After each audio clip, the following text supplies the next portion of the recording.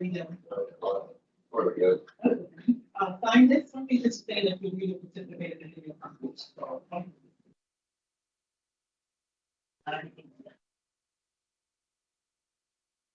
Very awesome. Close the door.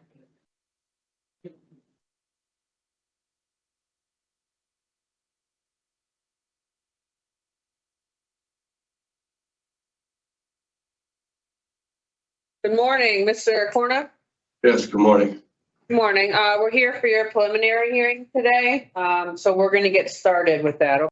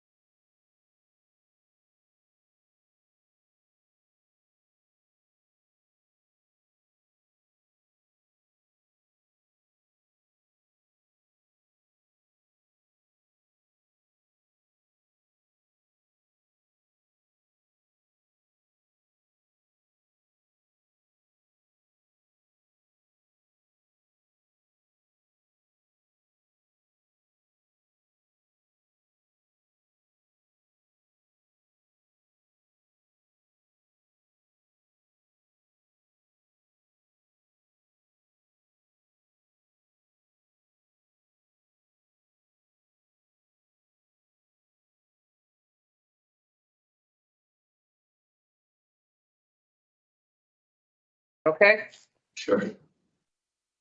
Good morning. I am Parole Officer Meisinger, hearing examiner for the Board of Pardons and Paroles. This is a preliminary hearing concerning Corner Fred number 256496. Today, September 18th, 2024. This hearing is being conducted via video at the BOPP Central Office, New Haven Correctional Center. This is a public hearing. Public access to hearings available via video live stream. Can you please state to me your full name and DOC inmate number for the record?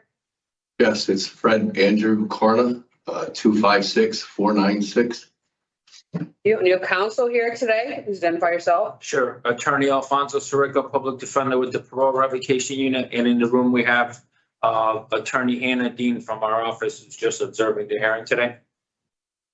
This is a preliminary hearing which receive purposes under Connecticut law. It's to determine if there is probable cause to believe you commit an act that violated the conditions of your parole, determine if the act is sufficiently serious to warrant revocation of your parole, and to determine if you should be held in prison pending further proceedings.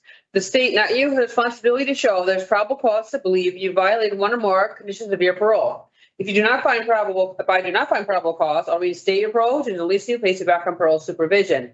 If I find probable cause and determine the act is sufficiently serious to warrant revocation, you may be held in prison pending further proceedings. You should know a preliminary hearing is an adversarial proceeding. Anything said at this hearing can be used against you if this hearing is being recorded. So this is the procedure for today. I'm going to read you your rights. Then we will review the parole violation charge, state your appeal is bringing against you. I will review, identify exhibits filed for the record. Counsel will then have an opportunity to just issue probable cause, the severity of the allegations. At the conclusion of the hearing, I'll inform you of my findings, which are based on the available evidence. Do you have any questions about the purpose or procedure before we begin? No, I do not. Okay. The important rights today, you right to have an attorney, and you have counsel here. You right to receive the written notice, charges of violation. Did you receive the written notice? Yes, I did. You have a right to review the evidence. You have a right to submit evidence in support of your case. At this hearing, right to call and examine voluntary witnesses and cross-examine adverse witnesses. Do you understand these rights and are you ready to move forward? Yes, I do, and yes, I am. Okay, so you'll now review the charge, state your false charge bringing against you, and the information underlying each charge. Charge 1, obey all laws, obedience to the law. If you're charging officer reported 8/27/24, you and a passenger were observed by Waterbury Police Department Crime Prevention Unit conducting a hand-to-hand transaction inside your vehicle. After this observation, you were pulled over for an investigative stop. During this stop, you're found in possession of a glass smoking pipe, commonly used to smoke crack cocaine, 2 white glassine bags containing fentanyl, and a clear knotted plastic bag containing crack cocaine. Subsequently, you were charged with the following: possession of narcotics and possession of drug paraphernalia. So the state has filed the following exhibits that are pre-marked for identification purposes. Exhibit A, remand in custody. B, conditions of parole. C, notice of parole violation. D, parole violation report. E, Waterbury PD report ending in 9075. Did you receive the notice of parole violation report, and those other documents that I marked, and did you review them? Yes, I did. Do you need to continue this hearing to obtain any additional evidence? No. You don't have any witnesses. So it's now defense opportunity. I have Mr. Corner put in the oath, please. Sure. Mr. Corney, please raise your right hand for me so I could swear you in today. You solemnly swear or sincerely affirm as the case may be that the evidence you shall give here in this case should be the truth, the whole truth, and nothing but the truth. Help you God upon penalty of perjury. Yes, I will. Mr. Corner, were you paroled approximately on September 26th of 2023? Was I paroled? Yes, re-paroled. You were on supervision as of 9/26/23. Yeah, Okay. I was on parole. Okay. While you were out, were you working?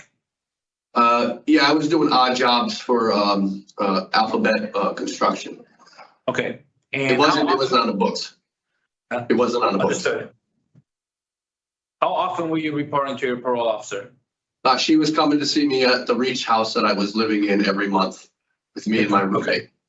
All right. And according to these, the evidence that was submitted here, you've been out since September 26th of 2023.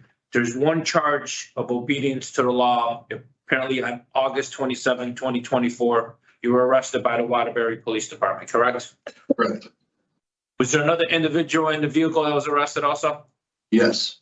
Okay, so you got arrested on 8/27/24. And do you recall when you went to court? Yes, I went there on the 28th, or I think it was the 28th or the 29th. 29th, maybe? Okay. Do you recall going to court on August 29th? Yes. Waterbury? Yes. Okay. And there were 2 charges that you were arrested for, a paraphernalia charge and the possession of a controlled substance under the first offense, correct? Correct. I know on here it says possession of narcotics. And do you recall on August 29th of 2024, the possession of the controlled substance charge was dismissed Yes. in Waterbury Court on August 29th of 2024? Yes. Okay, and do you recall pleading guilty to possession of drug paraphernalia, which is a Class A misdemeanor? Yes, I do. Okay, and do you recall what the sentence was in court? They just said it was all done. Okay, do you recall the term unconditional discharge being used for the paraphernalia charge? Yes, I do. I'm understanding of that. Okay, so the possession of the controlled substance, that charge was dismissed, and the paraphernalia charge, you received an unconditional discharge on August 29th of 2024, correct? Correct. All right, so my math is correct here. 2 days after you were arrested, you went to court resolved the matter within 2 days and received an unconditional discharge, correct? Correct. All Correct. right. And from your supervision on September 26th of 2023, I don't see any other, the sole basis of your violation obviously was under obedience to the law, which was this new arrest on August 27th, and you resolved it 2 days later, correct? Correct. Okay. I understand this is a preliminary hearing, it's to establish probable cause, and you put your reasons on the record as to what you need to find. I am conceding my client was arrested on August 27th of 2024. There was probable cause. I'm arguing the second part as to the seriousness of the charge. As the timeline indicates here, 2 days later, he went to court. He received a unconditional discharge on the misdemeanor, and the other charge was dismissed. There was another individual in the car whose case is still currently pending. My client has been on supervision since September 26th of 2023. I don't see any indications of any other issues, obviously, because the sole basis here is obedience to the law. So I am asking you to consider that it's not so serious that he needs to be incarcerated. Case is resolved. He received an unconditional discharge. In my opinion, this would be keeping him in jail for punitive purposes. I understand he's on parole. He's treated differently, but the case is over. It was resolved within 2 days. And I am asking you to have him stay. Thank you.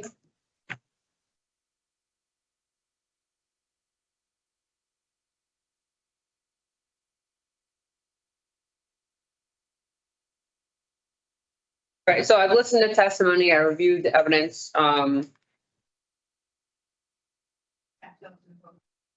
yeah. Sorry, no, go I ahead. meant to interrupt. I know you, as you know, we're commissioners of the Superior Court, so we're always under oath, but I'm just gonna provide you with documents, Yes, love you have. the court system, as to what I put on, just verifying what I put on record. I know I don't need to do that, but.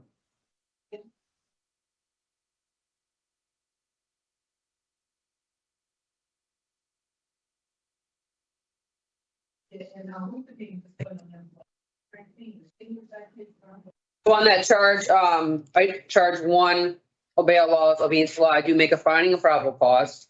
That speaks on the evidence and testimony that was presented, as well as that conviction for the drug paraphernalia possession, which resulted in unconditional discharge. There's also an evidence, based on evidence, which is Exhibit B. So what is concerning is your prior violations. You have 3 prior violations as well as a top placement. You've had a prior technical as well as an absconder. So it is concerning that you're still getting arrested while on supervision in the community. So due to that, I do find this acts are serious enough to warrant revocation. I've determined to detain while you wait for revocation hearing. Because your charges are dismissed, I'm going to schedule you for a rev hearing soon, very soon, because these charges are taken care of. So we'll bring you back and we'll determine if there's a sanction or not. Okay? Okay. Right, as soon as I get the date, I'll set up a call with you and explain the next step to you, okay? Okay. Could I say something? I am going to school at Porter and Chester, and I've already missed probably 3 weeks of schooling. So as sooner the better, please, before they kick me out of school. Because I'm We'll trying bring that to. up at the revocation hearing, which your background, as I explained to you over the phone, okay? Okay, And I thank you. recommend that you take that as your priority when you go out instead of Oh, yeah. getting Yeah. arrested. If that's a priority, stay out of No. trouble. Yeah, I'm staying away from everybody. Well, do what's right. If your school's important, that should be what you're concerned about, what you're taking care of, not doing what you did. Okay? I So understand. we'll see you soon. Okay, thank you very much. Have a good day. You too. Bye-bye. Thank you, Mrs. Chairman.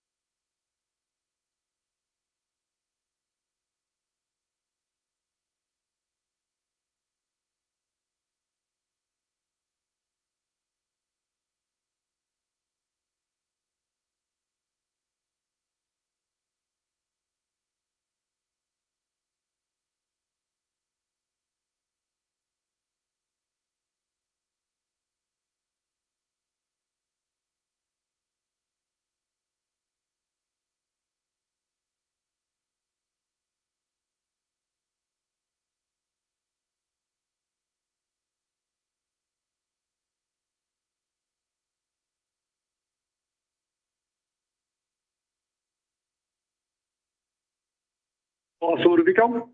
Good morning, it's Parole Officer Meisinger. How are you? Good. How are you doing? Good. So we are live streaming. I have Mr. Butler here as well as Attorney Dean. So we're going to get started, okay? All right. Sounds good. Thank you. Okay.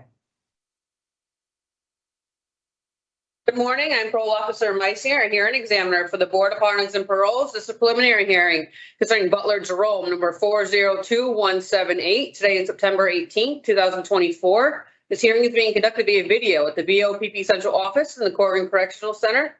This is a public hearing. Public access hearing is available via video live stream. Can you please say for me your full name and DOC inmate number for the record, sir? Jerome Butler, 402178. Thank you. And you have counsel here today. Can you please identify yourself? Yes, Hannah Dean on behalf of Mr. Butler from the Public Defender's Office Parole Revocation Unit. Thank you. Is the parole officer present? Can you please identify yourself? Parole Officer Ludovico. This is a preliminary hearing, which is the purposes under Connecticut law.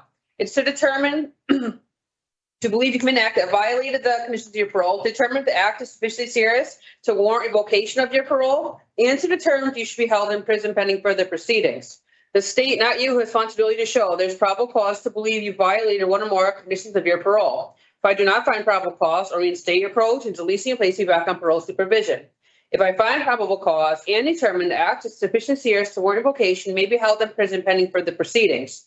You should know preliminary hearing is an adversarial proceeding. Anything you say at this hearing can be used against you. This hearing is being recorded. So first is the procedure for today. I'm going to read you your rights.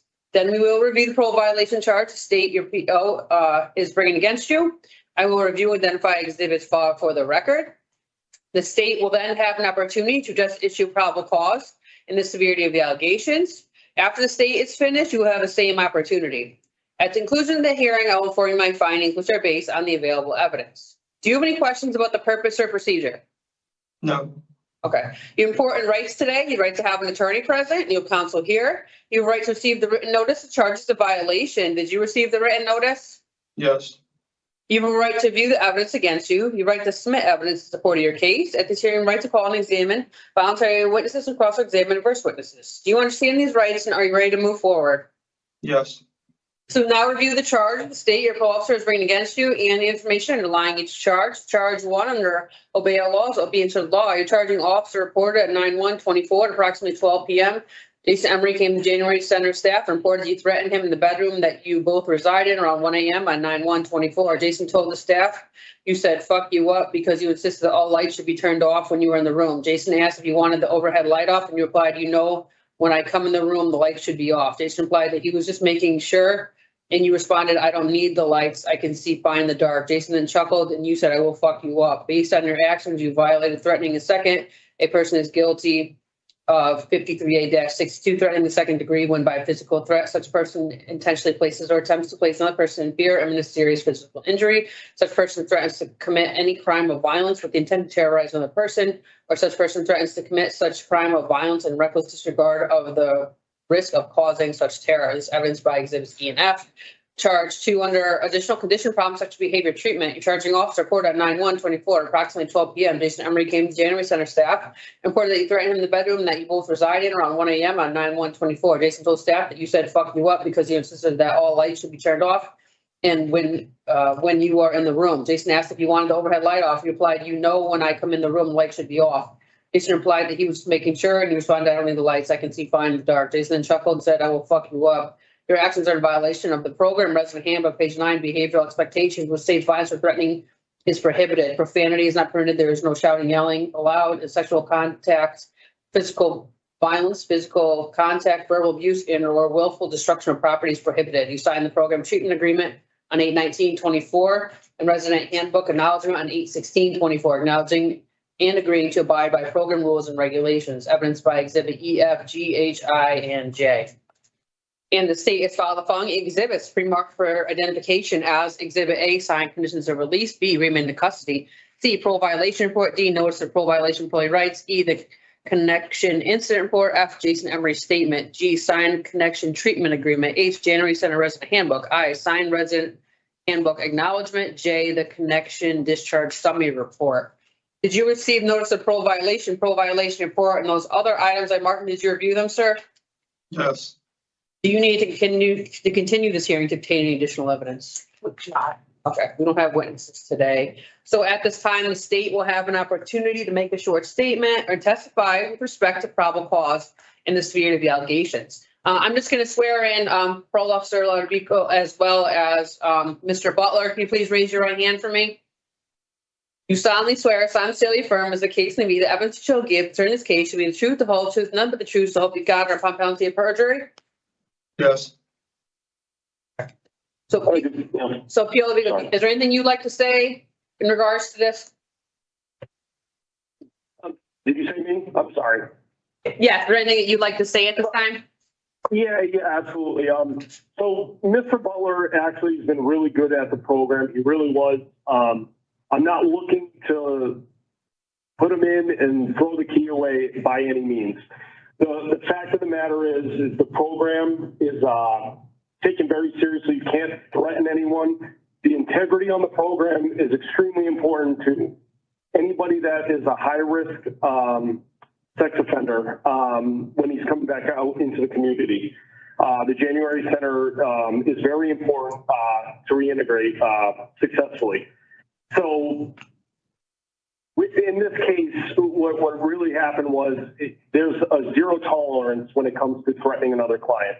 And when I spoke with Mr. Butler, like I said, he was nothing but respectful, and maybe he just lost it for whether that be a 10-second period. I understand that, but I had no leg to stand on with this.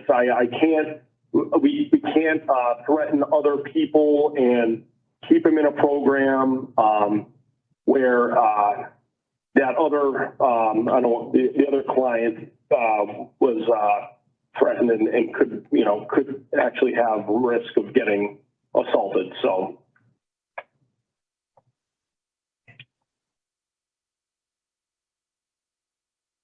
Thank you. Sorry, I'm my bad. No, I think I'm breaking up. I'm sorry. no, go ahead. No, that's it. I mean, if you want me to go over anything else, I don't have it in front of me, but I just want to say that well, I can go after council goes. What can happen? Sorry. I'm good for now. If I have to say anything else, I can wait till after. Okay. Well, you can respond back if you want to, but this is the only chance you have to say anything. Oh, okay. Well, then I guess I'll just say this real quick, because normally when this happens, they'll always say that the police didn't find probable cause. I just want to remind everyone that the threshold for determining a violation does not meet the same as the police. He violated the statute of threatening with his behaviors. And then if I guess that's really it right now. That's fine for me. Okay, thank you.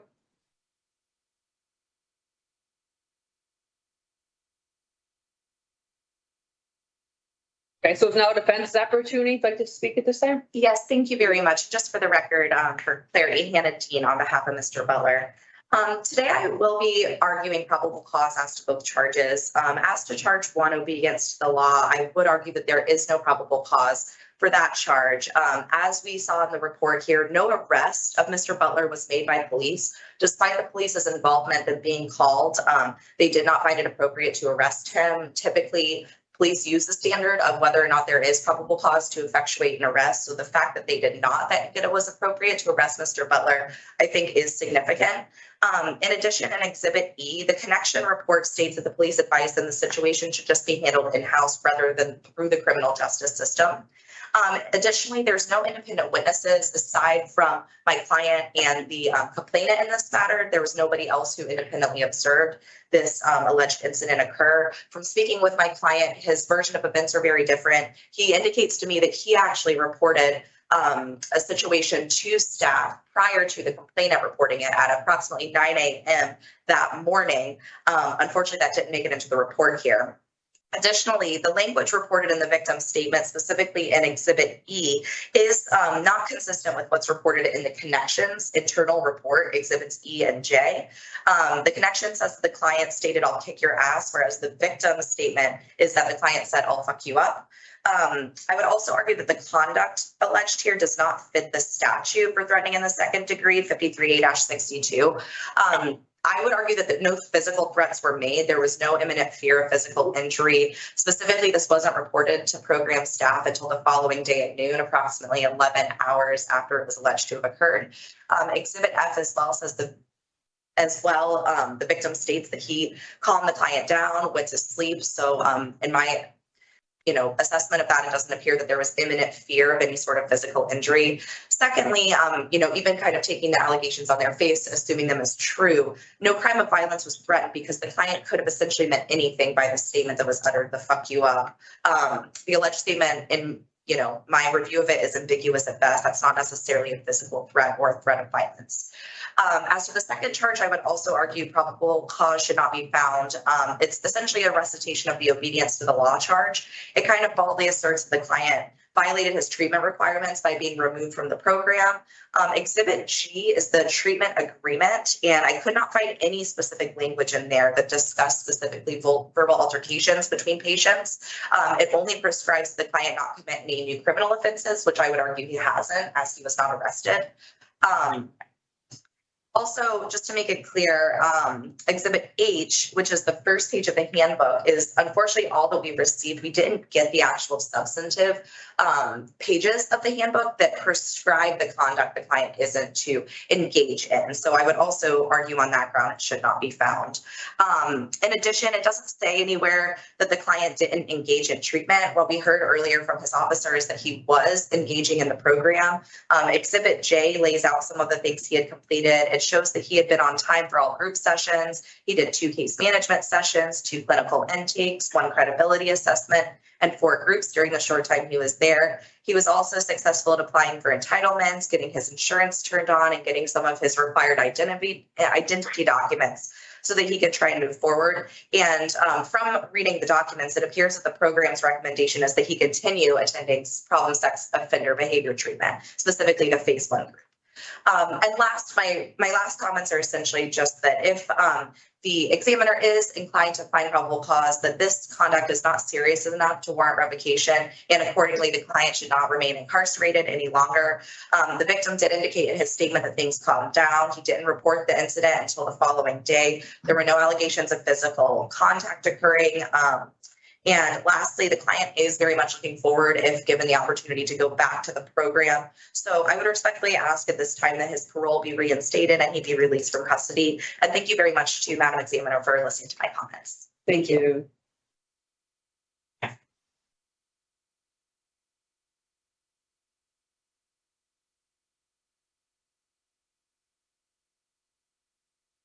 right, so I'll be right with you with my finding.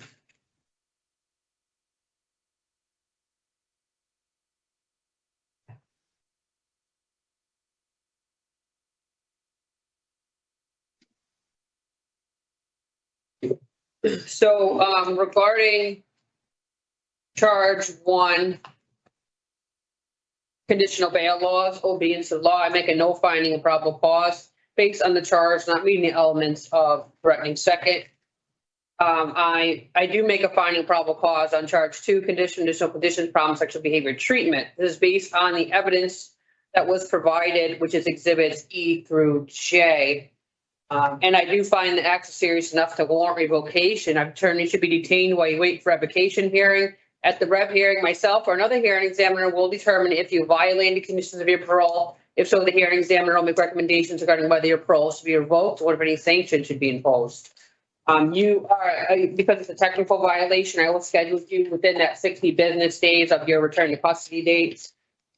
So you will know that date as soon as I conclude the hearing. Do the paperwork, and you'll be notified of the date. And I'll reach out to you, Mr. Butler, once we have that date, and so will my social worker, so that we can discuss everything with you.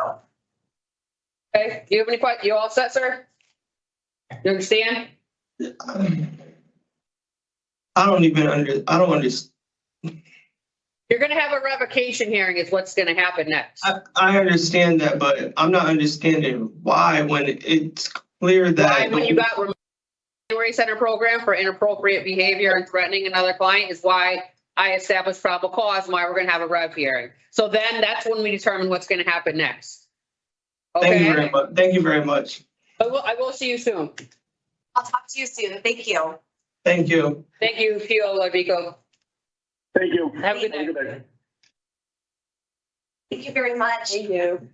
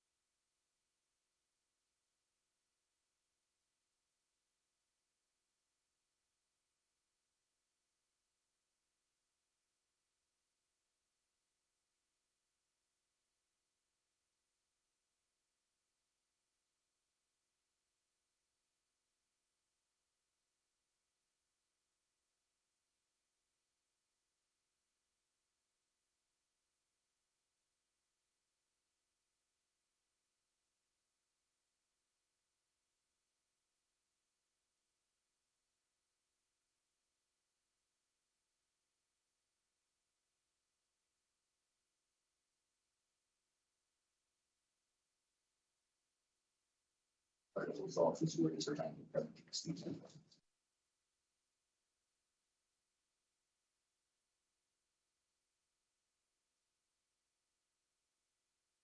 Mr. Darby. Good morning. Morning. We're here for your revocation hearing. I have your attorney here, so we're going to get started, okay? All right, thank you.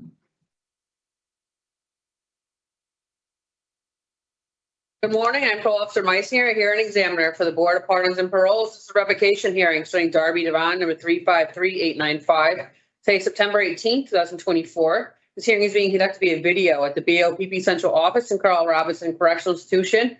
This is a public hearing. Public access to this hearing is available via video live stream. Please state to me your full name and DOC inmate number for the record. Devon Frank Darby, 353895. You have counsel here today. Please identify yourself. Attorney Alfonso Sirica, public defender with the Parole Revocation Unit, on behalf of Mr. Darby.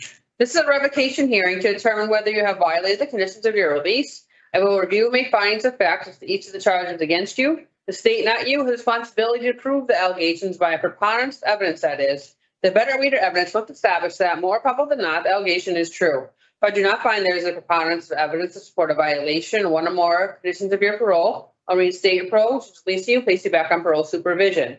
If I find that you have violated one or more conditions of your parole, I will consider whether or not your parole should be revoked. If I recommend revocation, I'll make a recommendation as to appropriate sanction, and my recommendation given to a panel for a final decision. If the panel wishes to impose a sanction beyond my recommendation, a supplemental hearing would be provided to justify additional confinement. So this is the procedure for today. I'm going to read you your rights, and we will review the parole violation charge state appeal is bringing against you. I will review identify exhibits filed for the record. Counsel will then have an opportunity to present a relevant testimony.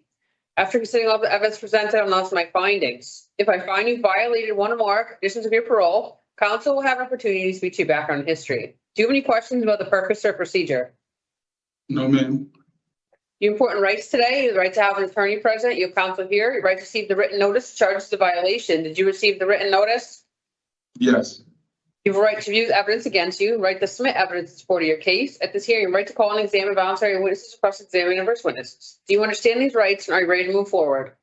Yes. All right, so now review the charge, state your false charge bring against you, and the information underlying each charge. Charge 1 under bail law is obedience to the law. Your charging officer reported on 10/31/23 West Hartford Police conducted a routine traffic stop on a white Honda Pilot, of which you were the registered owner and passenger of the vehicle. You informed law enforcement that anything found in the vehicle was yours. During a subsequent search of the vehicle, officers located the following in the glove box inside a plastic shopping bag. It was one clear knotted plastic bag containing 41.5 grams of crack cocaine and one clear knotted plastic bag containing 58.9 grams of powder cocaine. In the center console, officers located a box of 150 count plastic sandwich bags and digital scale of white powder residue on the weighing plate. Due to your actions and the evidence recovered from the vehicle, you're arrested and charged with the following crimes: possession of narcotics, possession with intent to sell, possession of drug paraphernalia, engagement in the preceding criminal activities, a direct violation of your parole stipulated conditions, typically of bail laws against the law. In the state is filed the following exhibit pre-marked for identification as Exhibit A, remanded custody order; B, signed parole condition; C, notice of parole violation; D, parole violation report; and E is West Hartford Police Department incident report ending in 9456. Did you receive notice of parole violation report, and the other documents I marked? Did you review them? Yes. And counsel has filed the following exhibit pre-marked for identification purposes. Defense Exhibit 1, list of parole accomplishments and future plans for parole reinstatement. Do you need to continue this hearing to obtain any additional evidence? No. We have no witnesses today, so now defense opportunity. If I can speak at this time. Do you have the addendum? Oh, so I did receive an addendum from PCS. The addendum reported on 7/2/2024. Offender was convicted of possession with intent to sell, received a 1-year jail sentence with all their charges nollied. There's an EOS date of 10/16/2024. The PED date was 7/2/2024 for that. That is correct. I wanted to make sure you had that information with the correct max court date. I don't have any comments regarding that charge. That is correct. I do want to be heard about his background at the appropriate time. Right. So what I'm going to do next is I'm going to announce my findings. So on that charge, number 1, I do find you violated conditional bail laws obedience to the law. Based on your conviction of possession with intent to sell, received a sentence of 1 year jail.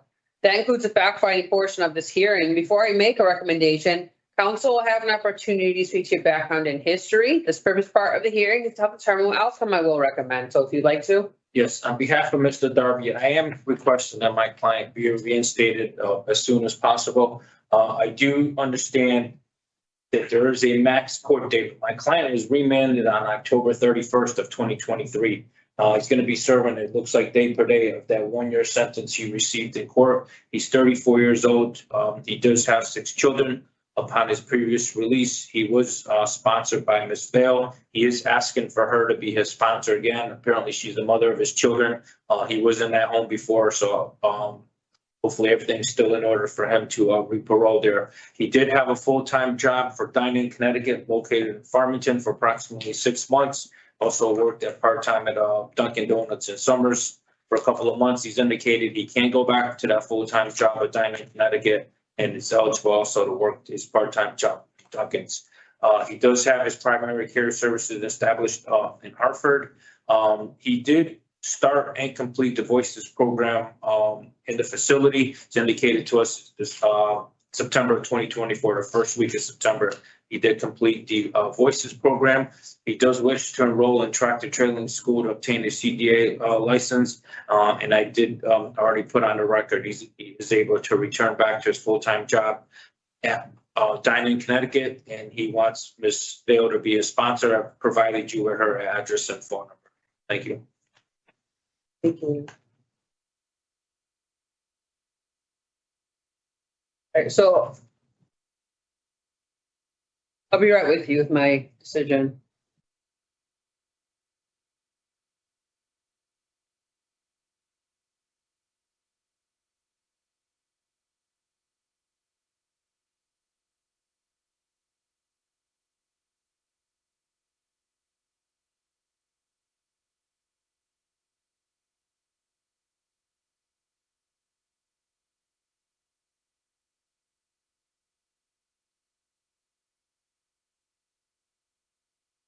Okay, so I've listened to all testimony. I have reviewed all the evidence received by the state. I will put on the record that you do have 2 prior violations, which also stem from arrests from selling large amounts of narcotics, which is concerning. You were in the community, looks like, for a little over a year, maybe a year and a month, before you returned to jail. Based on this information, as well as your new conviction, as well as a sentence of a year, I'm going to recommend that parole be revoked to be re-paroled for October 31st, 2024, which is approximately 1-year period confinement as a sanction. I recommend the following parole conditions: no consumption of alcoholic beverages, mental health evaluation treatment is deemed necessary, no contact with your victim DB, as well as operation of a motor vehicle. My findings, recommendations will go to the parole board on 9/26.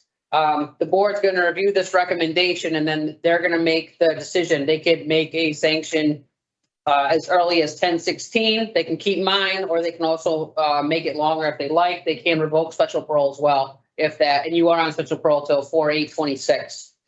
Just so you're aware of that. Do you have any questions? No questions.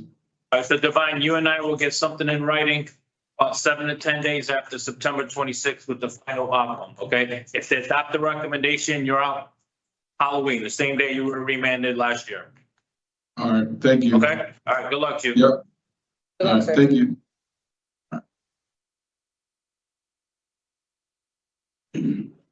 What's that?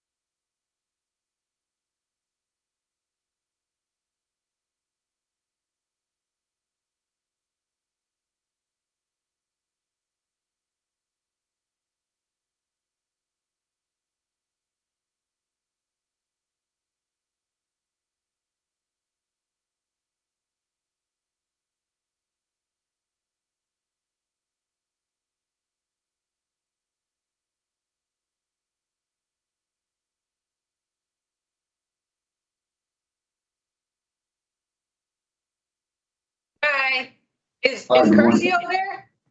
Oh, it's for this room? Yeah. Oh, they have him in another room listed. I'll bring him in just now, man. Okay, thank you. Okay, Christy, coming in. Morning. Morning. I just want to apologize. They had the wrong person. They just told me that. They That's not just your fault. notified me. Don't worry about Thank it. you. All right, so we're gonna get started with your preliminary hearing, okay? Yes, ma'am.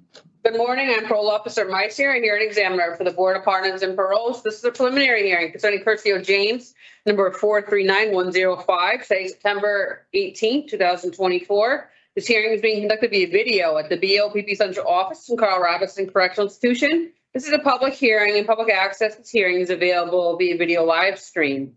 Can you please state for me your full name and DOC inmate number for the record? My name is James Curcio. My number is 439105. And you have counsel here today. Please identify yourself. Attorney Alfonso Sirica, Public Defender with the Parole Revocation Unit, on behalf of Mr. Curcio. This is a preliminary hearing, which is the purpose under Connecticut law, is to determine if there is probable cause to believe you commit an act that violated the conditions of your parole, determine the act is sufficiently serious to warrant revocation of your parole, and to determine if you should be held in prison pending further proceedings. The state, not you, has the responsibility to show that there is probable cause to believe you violated one or more conditions of your parole. If I do not find probable cause, I'll reinstate your parole and just release you and place you back on parole supervision. If I find probable cause and determine the act is sufficiently serious to warrant revocation, you may be held in prison pending further proceedings. You should know preliminary hearing is an adversarial proceeding. Anything you say at this hearing can be used against you. This hearing is being recorded. So this is the procedure for today. I'm going to read you your rights. Then we will review the parole violation charge the state your parole officer is bringing against you. I will review and identify exhibits filed for the record. Counsel will then have an opportunity to just issue a probable cause for the severity of the allegations. At the conclusion of the hearing, I will inform my findings, which are based on the available evidence. Do you have any questions about the purpose or procedure? No, ma'am. Okay. Your important rights today, you have the right to have an attorney present. You have the right to receive the written notice of charges of violation. Did you receive the written notice? Yes, ma'am. You have a right to view the evidence against you, the right to submit evidence support of your case. It's here, right to call and examine voluntary witnesses or cross-examine adverse witnesses. Do you understand these rights and are you ready to move forward?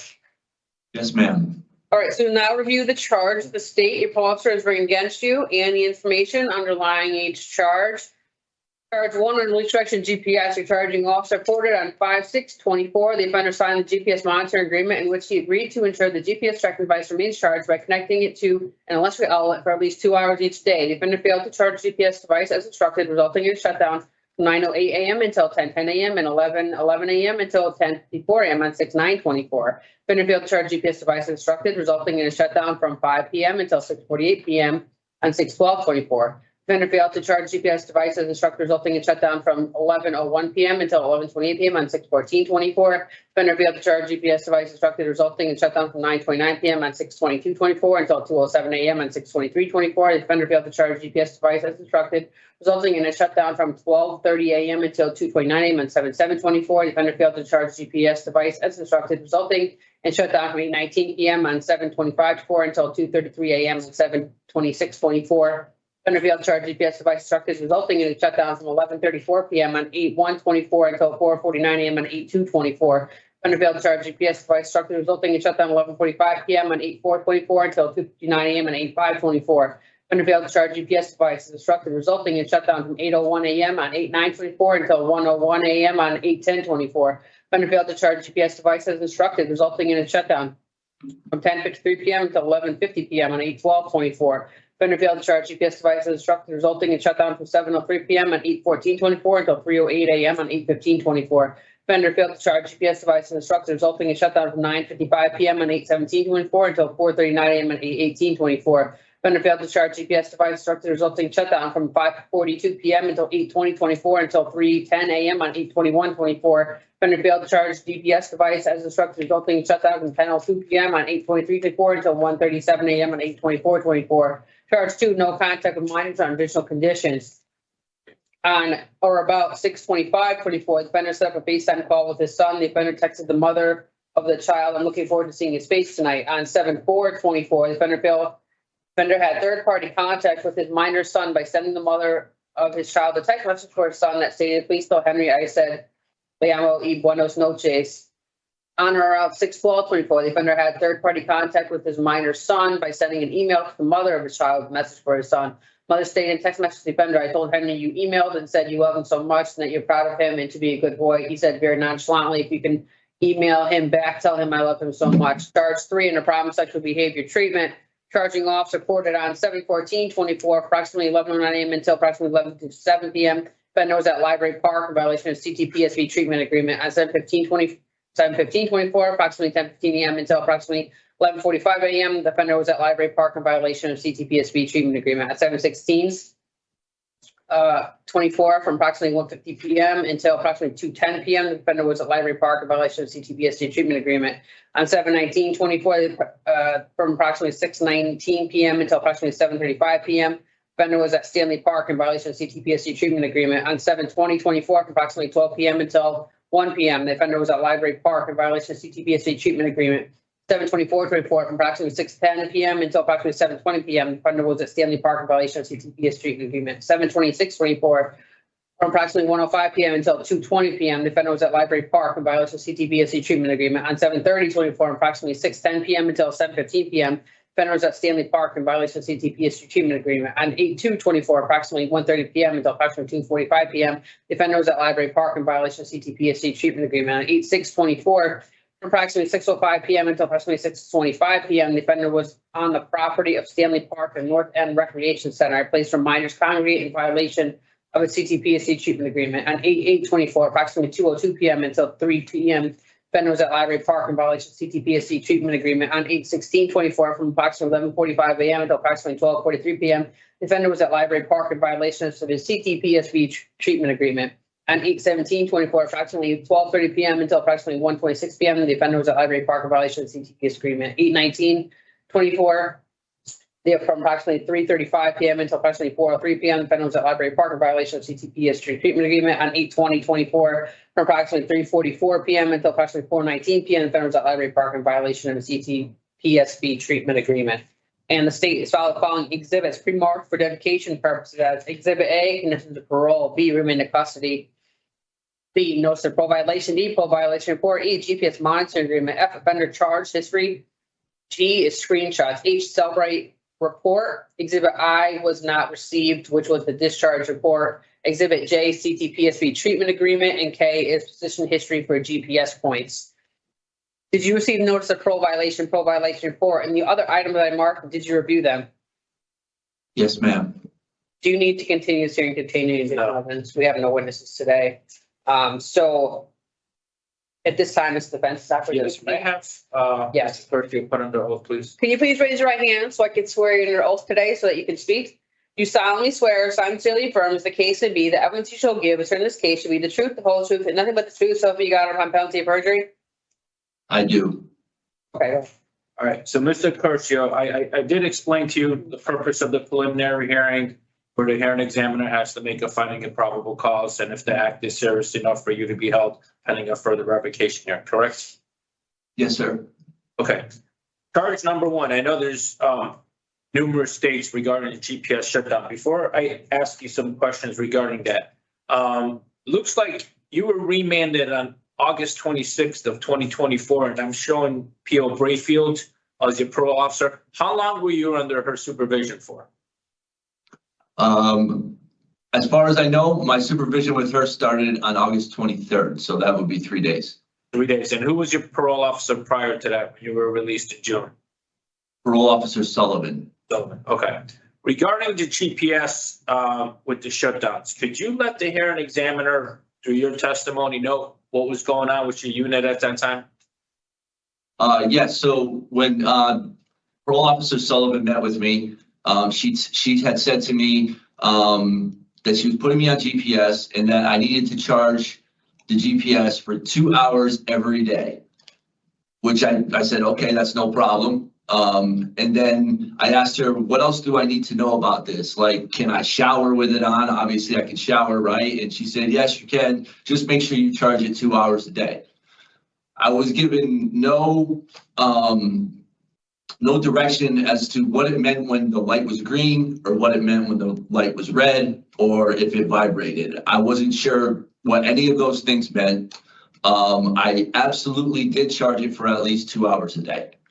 Okay, and did you have any discussions with either parole officer regarding the unit and how it was operating at some point? No, not until the day of the 23rd, when I called my parole officer over and over at 7 in the morning. As I was getting ready for work, I realized that it was off completely. There was no light on it. So I went to my caseworker and I told her that my GPS was off. This is the first time that it ever had not been blinking or shown any color. So my caseworker said, okay, we need to get a hold of your parole officer immediately. I called Parole Officer Sullivan 3 times in about 15 minutes because I was panicking because I didn't want to get in any trouble. She answered the phone. She said, is this an emergency? I said, I believe it is because my GPS is not on right now and I don't want any trouble with you. Okay.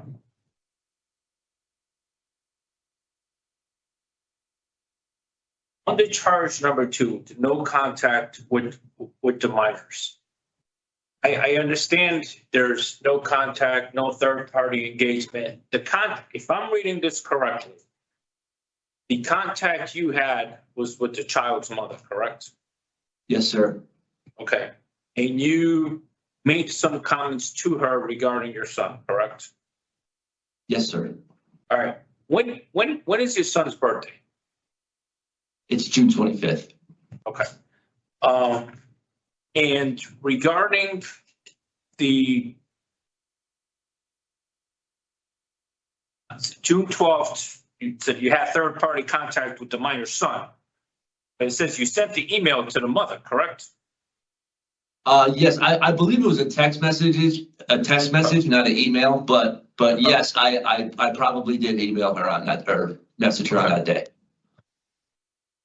And she said to you, I told Henry that you had sent her an email and that you love him so much, you're proud of him and be a good boy, correct? The mother said that to you. The mother, I'm confused. She told my son Henry. Yes, hold on. The parole officer wrote is one of the charge number 2 under no contact with minors. On or about June 12th of 2024, the offender, that being you, had third-party contact with the minor's son by sending an email to the mother of the child. So you emailed the mother of the child. You did not email your son directly, correct? No, my son doesn't even have an email or a phone. I've had 0 contact with him. Okay, and that you beat me to the next question. And then it said the mother stated that in a text, you emailed her, she responded via text that the mother told the son that you were proud of him, but you didn't have any contact with your son, correct? That's correct, sir. All right, I just want to make sure that's clear. Under charge number 3, I have a couple of questions. I'm familiar with Stanley Park, which is in New Bern. I grew up in New Bern, so very familiar with Stanley Park. And Stanley Park in Waterbury, the library park is in Waterbury, correct? They both are. They both, I'm sorry, I thought Stanley Park was the one in New Bern. No, sir, I've never. Okay. No. Definitely. It's both in Waterbury? I stand corrected there. I thought it was Stanley Park in New Bern. I have a question regarding the Stanley Park in Waterbury then. There are there are 4 allegations here. July 19th, July 24th, July 30th, and August 6th. Approximately the same time at Stanley Park in Waterbury. July 19th is 6:19 p.m. to 7:35 p.m. July 24th is 6:10 p.m. to 7:20 p.m. July 30th is 6:10 p.m. to 7:15 p.m. and 8/6/24, 6:05 p.m. to 7:25 p.m. Approximately the same time frame from 6 to about 7:30 at Stanley Park in Waterbury. Okay, that time frame? It seems to be the same block of times on all 4 days. What was going on those days? on those days, the only time I've ever been to Stanley Park was when I went with staff from Bishop House. We go and play basketball. We get usually an hour, hour and 15, sometimes an hour and a half to go to the park to play basketball, get exercise. And there's always at least one staff member of Bishop House there with us. So your testimony today under oath, James, is that on those 4 occasions at Stanley Park in Waterbury, you were with staff members from Bishop House during quote unquote rec time. Yes, sir. Okay. The other dates at Library Park in Waterbury is Library Park. Are there any, I understand it's a park, community space. Are there any children's swings, playgrounds, splash pads, pools there at Library No, Park in Waterbury? All right. No, sir. And is it attached? I'm not familiar with the Library Park. Is it attached? Is it near the public library in Waterbury? Yes, it is, sir. Yes, it is. It's Okay. right on the backside. Okay.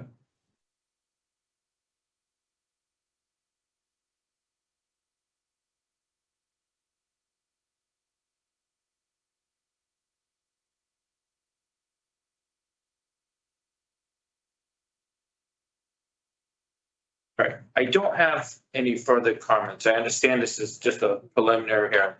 Just want to make it clear, a couple of things regarding the GPS. He did reach out some point when he saw no lights on the GPS through his testimony. And I know there was numerous violation alleged here, but he was, my understanding, he was with Brayfield for only 3 days, and then he was with Sullivan prior to that. Regarding the no contact, I understand what third-party contact is. He did not obviously criminally charged for having third-party contact. My understanding, the way I'm reading this, the text message and the emails were to the mother of the child, not directly. I know what third-party contact is. Just want to make sure it's clear.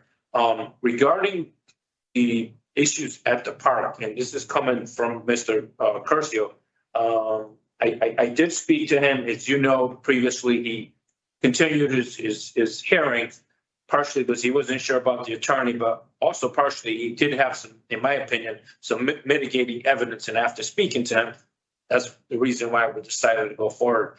His testimony is on those, at least at those 4 occasions at Stanley Park, there were staff members from the house, and he's indicated to me they knew what he's on parole for. They knew what he can't do. And it was during that period of rec. And it's the first thing that caught my attention after speaking to him. Also, it's the same time frame. If you look at it, approximately from 6 to 7:30 p.m. seems to be the same time frame. And I just, on paper, if someone is not to kind of in public park without knowing what this park is, yes, could be a park where there's children there. I did look it up myself also. I did not see any swing sets there. There's no swimming pool there. He's aware now, I believe, after I spoke to him, what the conditions mean, but he, as far as going to a public place where minors congregate, a little different when there's no, there's, like I said, there's no swing set there, there's no swimming pool there, there's nothing, so he did go there, but and where he did spend is indicating a lot of time at the library, and in my understanding, that park is connected, thus given the name in Waterbury. So I just wanted to put that on the record. Thank you. Thank you. And also, there's one other thing I'd like to add. I never once saw a minor in that park. If I had, I would have left immediately, and I would have reported it with the connection at claim time, as I did every other time I had indirect, as in times like when I was at church or if I was at the market. At the connection, every week we would have to say when we had any kind of indirect contact with minors. I was very upfront about that in every one of our group meetings, and I would have been upfront about it with this also, but I had never once seen a minor there. Okay, so I do want to make you aware, though, that the agreement that you signed does say a restriction from locations frequented by minors such as parks. So you shouldn't be going to park unless you have permission from your officer or from CTPSB to go to a park. So you would need to talk to them. Did you have permission to go there from your officer or from CTPSB? Not for that place specifically, but I had at times when I had been like to the Waterbury Green, right, to eat my lunch. I don't know if I that's just want to let you know there's a difference. I understand you didn't see any when you were there at that time, but you are not supposed to be at parks unless you have permission.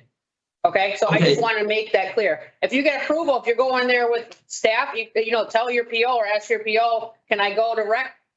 You know, with the group when we go, so can I go to this park? I just want to make things easier and clearer for you, so when you get out there, you don't have problems. Okay, so do you understand the difference? I do, ma'am. Okay. I just want to make that clear to help you out.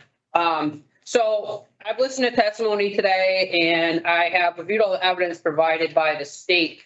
So I do make a finding of probable cause on that charge 1, condition, Marie Stretchen GPS.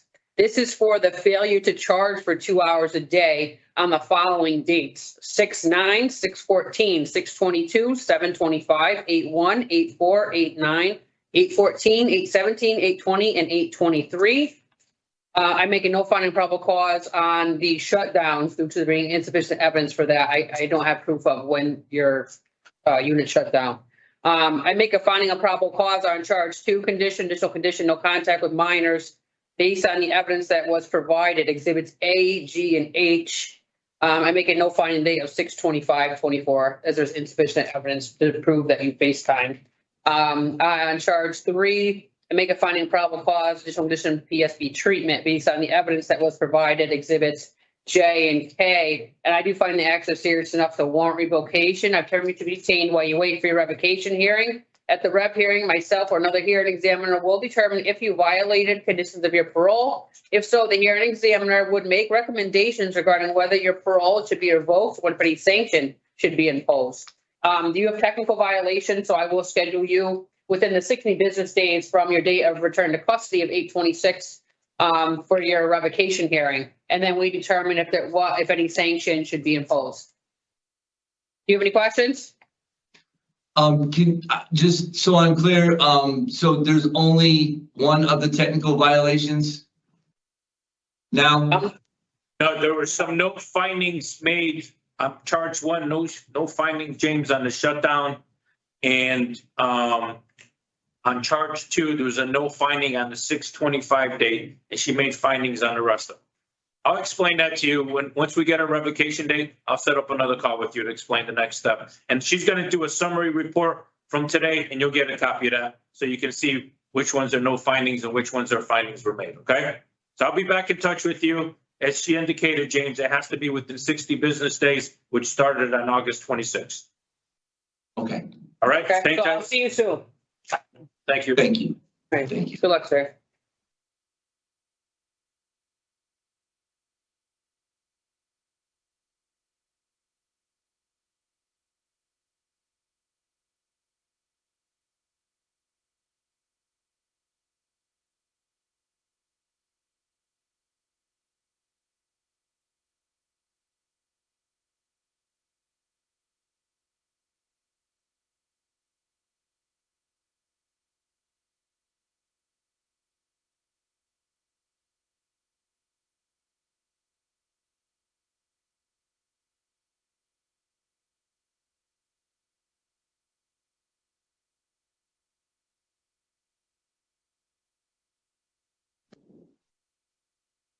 Thank you.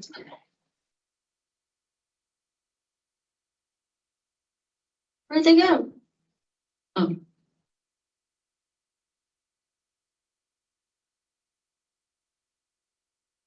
Good morning.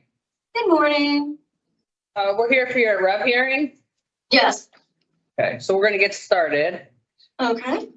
Good morning. I'm Parole Officer Meissner, a hearing examiner for the Board of Pardons and Paroles revocation hearing concerning Willamette Carey number 327406. Today is September 18, 2024. This hearing is being conducted via video at the BOPP Central Office in New York Correctional Centers. This is a public hearing. Public access. This hearing is available via video live stream. Can you please state to me your full name and DOC inmate number for the record? Perry Ann Walensik, 327-406. You have counsel here today. Please identify yourself. as Sure. record. Attorney Alfonso Sirica, Public Defender with the Parole Revocation Unit on behalf of Ms. Walenchik this morning. This is a revocation hearing to determine whether you have violated the conditions of your release. I will review and make findings of facts as to each of the charges against you. The state, not you, has responsibility to prove the allegations by a preponderance of evidence, that is. The better weighted evidence must establish that more probable than not the allegation is true. If I do not find there is a preponderance of evidence to support a violation of one or more conditions of your parole, I'll reinstate your parole, which is releasing and place you back on parole supervision. If I find you violated one or more conditions of your parole, I will consider whether or not your parole should be revoked. If I recommend revocation, I'll make a recommendation as to appropriate sanction, and my recommendation be given to a panel for a final decision. If the panel wishes to impose a sanction beyond my recommendation, a supplemental hearing would be provided to justify additional confinement. So this is the procedure for today. I'm going to read you your rights. Then we will review the parole violation charge, state your appeal is bringing against you. I will review and identify exhibits filed for the record. Counsel will then have an opportunity to present relevant testimony. After considering all the evidence presented, I'll announce my findings. If I find you violated one or more conditions of your parole, counsel will have an opportunity to speak to your background and history. Do you have any questions about the purpose or procedure? No, ma'am. So your important rights at this hearing, which I'm going to review with you, right to have an attorney present, you have counsel here, you right to receive the written notice of charges of violation. Did you receive the written notice? You have a right to review the evidence against you. You have a right to submit evidence in support of your case. At this hearing, you have a right to call and examine voluntary witnesses and cross-examine adverse witnesses. Do you understand these rights and are you ready to move forward? Yes, ma'am. All right, so we'll now review the charge, the state your parole officer is bringing against you and the information underlying each charge. Charge 1, obey all laws, obedience to law. Your charging officer report on 7/30/24, the Division of Parole and Community Services was conducting a compliance check at your residence at the Rise Halfway House located at 40 House Street, New Haven. While completing the compliance check and searching your room, a glass pipe was located on top of your dresser. The Connecticut State Police identified this as a suspected crack pipe with black residue and steel wool inside with an approximate length of 3.75. You subsequently arrested and charged under drug paraphernalia and charged by a Connecticut State Trooper.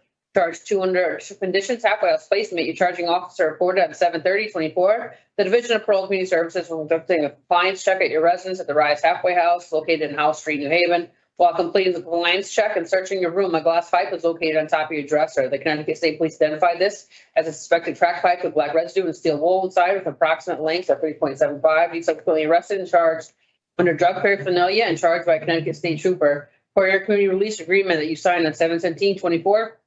Section 20, I will not at any time have my possession to control any legal drug, narcotic, or alcohol. You're found in violation as there was drug paraphernalia located in your room at the residence. And the state is filed following exhibits that are pre-marked for identification as Exhibit A, parole conditions; B, agreement for community release; C, remand; D, notice of parole violation; E, parole violation report; F, State of Connecticut Department of Public Safety investigation report ending in 9084, and G is crack pipes. Did you receive notice of parole violation report, and the other documents I marked, and did you review them? She did. Yes, ma'am. Okay, and counsel has filed the following exhibit pre-marked for identification purposes. Defense Exhibit 1, list of parole accomplishments and future plans for parole reinstatement. You need to continue this hearing containing additional evidence. We have no witnesses today. I will put, I received an addendum from PCS. The addendum reported on 8/1/24, you were convicted of drug paraphernalia possession and received an unconditional discharge for that. So now is defense's opportunity. If you'd like to speak at this time. Yeah, regarding the first part of the hearing, recon, that is the correct disposition from court. As you can see, my client was remanded on July 30th. A few days later, she did go to court and the case was disposed of with an unconditional discharge. So she's been incarcerated since July 30th. Want to be heard about her background at the appropriate time, please. Okay. So what I'm gonna do next is I'm gonna announce my findings. So on charge 1, I do find you violated conditional bail laws, obedience to the law, based on your conviction of possession of drug paraphernalia and received a sentence of unconditional discharge. On charge 2, I do find you violated conditional board condition halfway house placement based on the evidence that was provided, exhibits B, F, and G.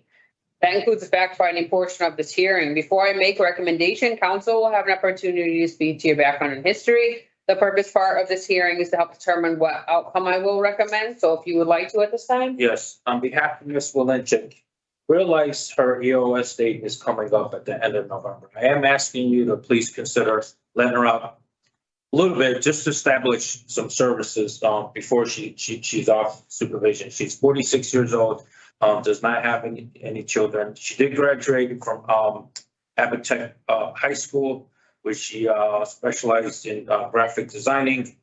Following her high school graduation, she did, study massage therapy, in Southwestport. And since she'd been incarcerated, she also began to take some business classes at Three Rivers Community College. She was offered a position at Goodwill in New Haven, just prior to being, remanded. She did complete an intake, for clinical, services at Cornell Hill Health Center in New Haven.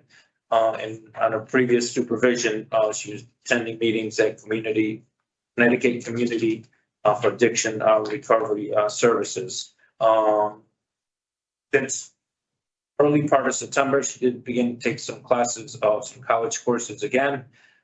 She does have a sponsor lined up in Danbury. We provided you with her name and address, and she's amenable to any treatment she needs to do in the community. I believe she did and was involved with IOP, kind of with a step down outpatient services at the 10 meetings. She knows she needs to do that, obviously based on the nature of the charge here. So I am asking you to consider having her released. I understand she's coming up on her EOS date, and I did speak to Ms. Walenchik regarding the the time frame we're dealing with here. Carrie, anything I left out about your background or anything you want to add? Is the opportunity if you want to say anything. No, I believe you pretty much covered it for me. Okay, thank you. Thank you. So I have listened to testimony. I have reviewed the evidence provided by the state. I will put on the record that you do have a prior violation. You were just released June 21st back into the community, so you weren't even out there for a month. I know. Before, which is unfortunate that you weren't able to utilize any services. Right. So, based on that, I am going to recommend that parole be revoked and that you remain incarcerated until your EOS date of 11/27/24. This is approximately 3 months, 28 days sanction. My findings can go to the parole board on 9/26. So the board's going to review the recommendation. They're going to make the final decision. They can re-parole you if they like, but you have such a small gap. But it is possible. It'll be up to the board. Do you have any questions? No, I pretty much expected what you were, well, I can't even think of the word, your recommendation. I was expecting that, so I was prepared for that. I hope you can get the treatment you need, like when you first get out, instead of, something like this happening to you when you get out again. We don't want to see you back here again. So. No, I don't want to be back here again. Yeah, get that treatment as soon as you get out so you can get help, okay? Regardless of whether you're on supervision or not. All right, good luck, Carrie. Thank you. I appreciate y'all both very much. All right, have a good day. You're all set. You as well. Thank you. Thank you. Thanks. All right.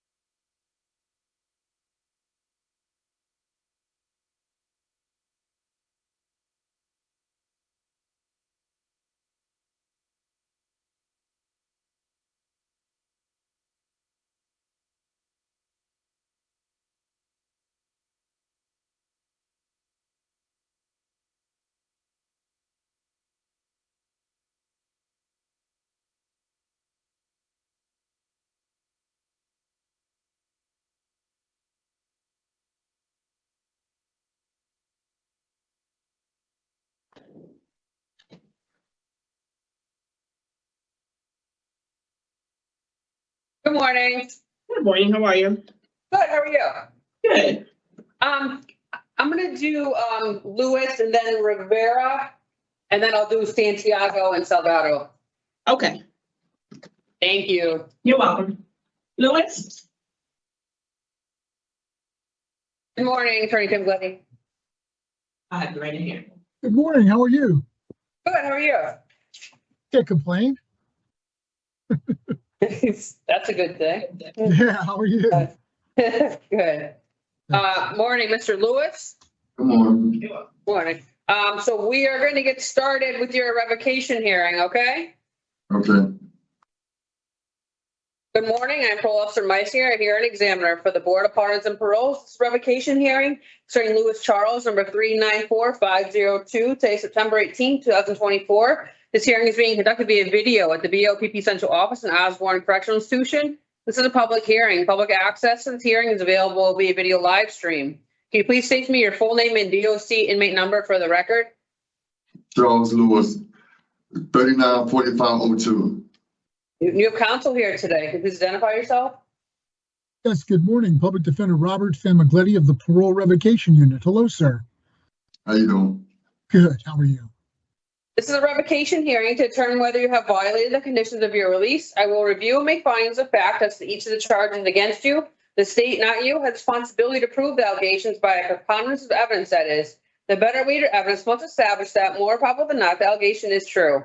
If I do not find there is a preponderance of evidence to support a violation of one or more conditions of your parole, I will reinstate your parole, which means release you and place you back on parole supervision.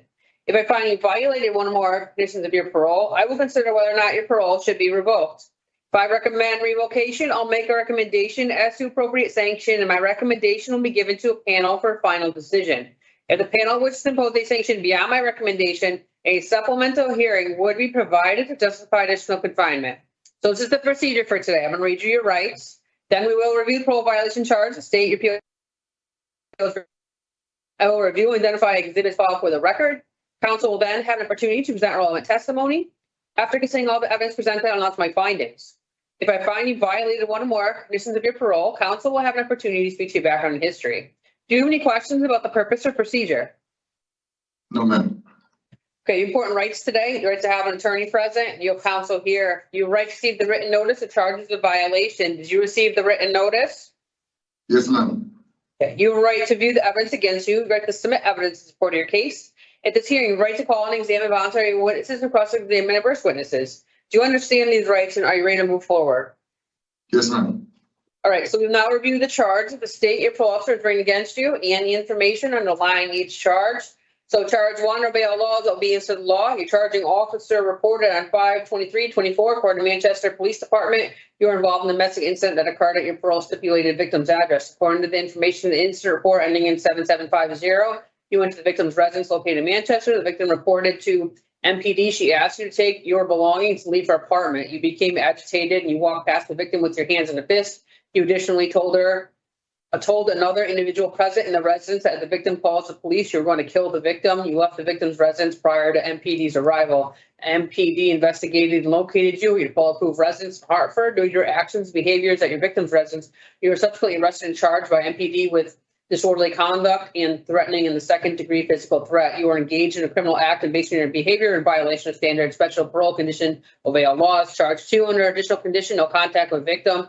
Charging officer reported you signed the conditions of your discretionary parole release on 7/3/23 and again on 2/26/24. You initialed each condition and signed parole agreement, indicating understanding of them. Per your additional parole condition, no contact with victim. You were told not to have contact with your victim DP. On 5/20/24, your victim notified Hartford Police Department about suicidal text messages you sent to her. On 5/20/24, you reported to Hartford Parole Office. You admitted to having continued contact with your victim. Parole officer additionally discovered you have had ongoing phone communication with your victim since 1/30/24. On 5/21/24, you signed a misconduct and you were directed to refrain from continuing to contact your victim. On 5/23/24, your victim reported to Manchester Police Department. You went to the victim's house and verbally and physically threatened the victim. At no time during your supervision, your assigned parole officer gave you permission to contact your victim.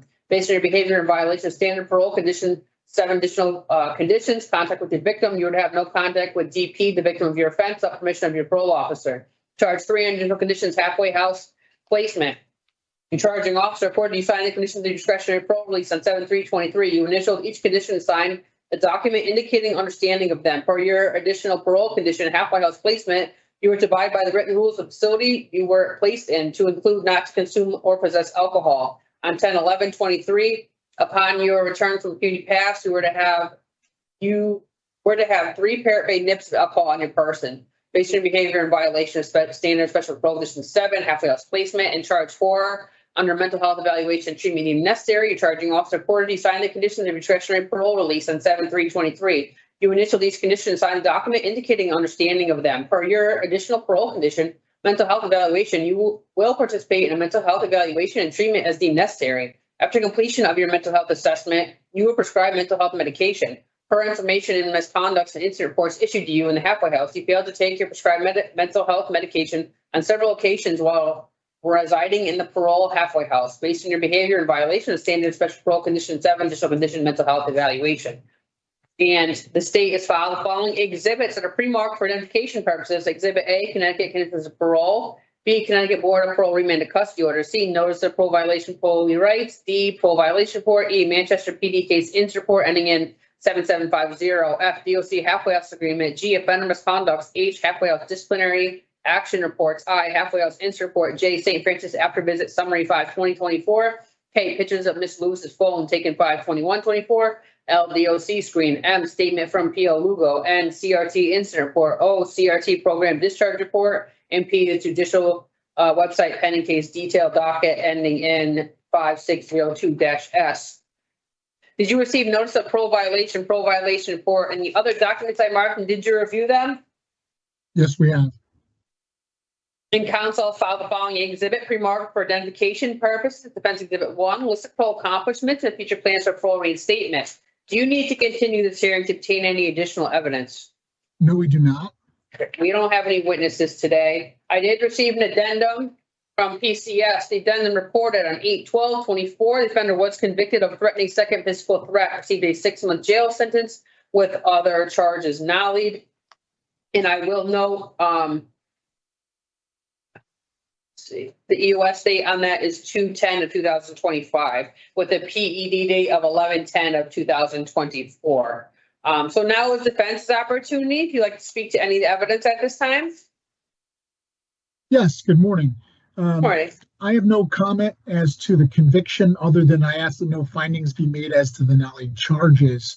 No comment as to charge 2 contact, as that was part and parcel of the conviction.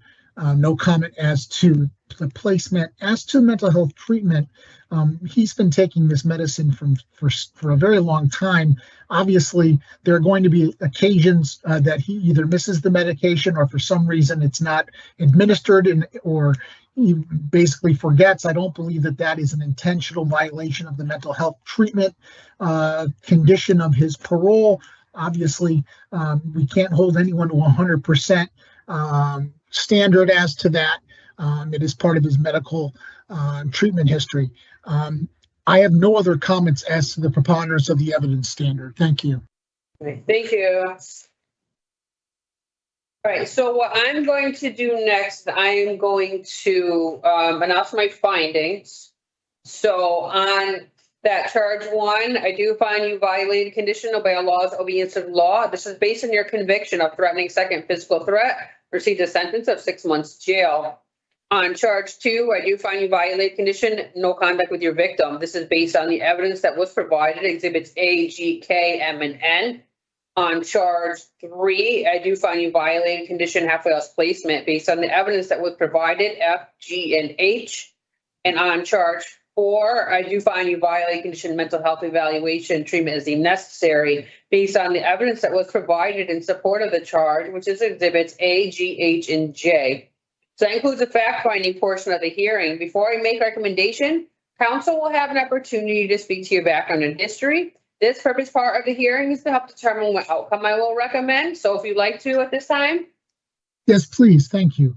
My client is 50 years of age. He receives his primary support from his mother, his children's mother, and his grandmother. He has 2 children, ages 10 and 8. He applied for disability when he was at liberty. However, he was denied that disability. He intends to file an appeal of that decision. He's received treatment in the past at CRT, outpatient with therapists. He's on the waiting list now while incarcerated for voices and domestic violence treatment, as well as a job. He wishes to be housed when released at the CRT housing in Hartford, and if that's not available, at a halfway house in Hartford. His goals are to obtain his GED, obtain disability, and get a job, return to his job at the Connecticut Convention Center. I believe this is his first violation of parole.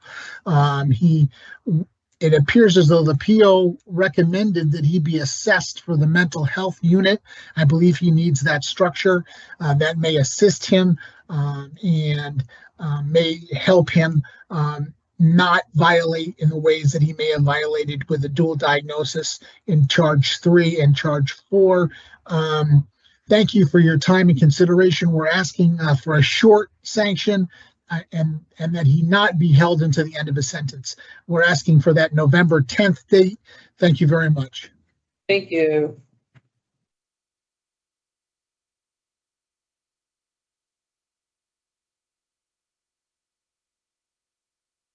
All right, so I have listened to all the testimony and I have reviewed all the evidence as provided by the state.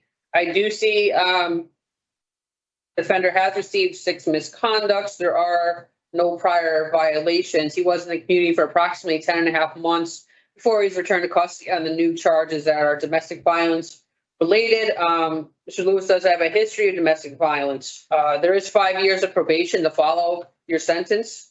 And you did receive that new sentence of 6 months jail. Based on this information, I'm going to recommend that parole be revoked to be reparoled for February 10th of 2025, with approximately 8.5-month period of confinement as a sanction. This is the offender's EOS date on the new conviction, allowing for 7 months left of supervision in the community on discretionary parole before discharging to probation. I recommend the following parole conditions: halfway house placement, no consumption of alcoholic beverages, mental health evaluation and treatment as deemed necessary, no contact with your victim DP without PO's permission, behavior management program for domestic violence. My finding is to go to the parole board on September 26th. So the board can lessen that sanction, let it stand, or impose a sanction longer than what I have recommended.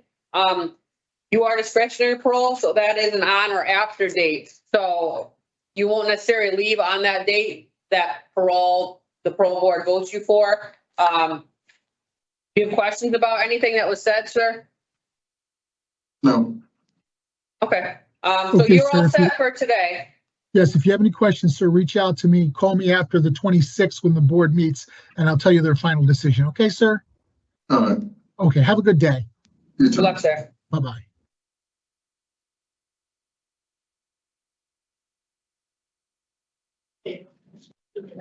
Romero?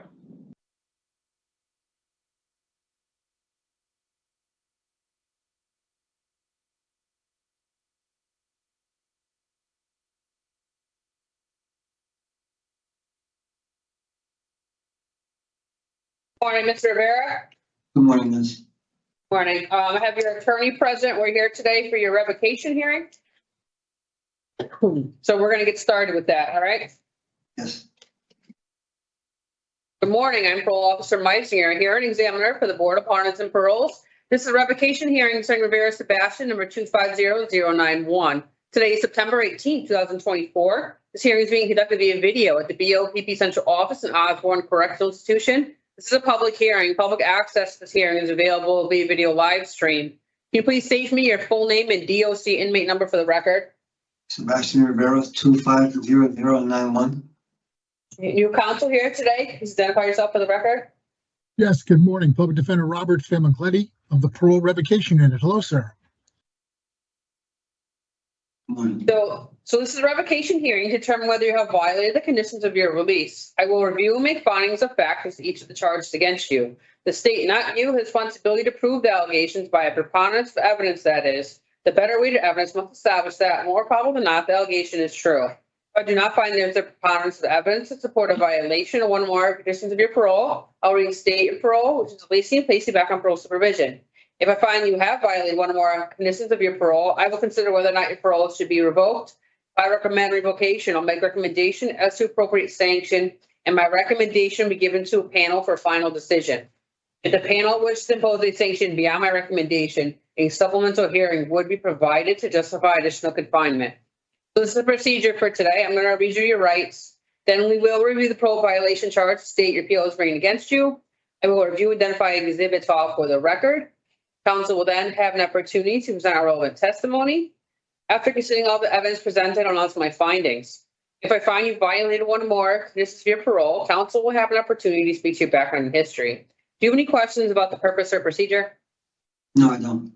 Okay. Your important rights at this hearing. You have the right to have an attorney present and your counsel here. You have the right to receive the written notice of charges of violation. Did you receive that written notice? Yes, I did.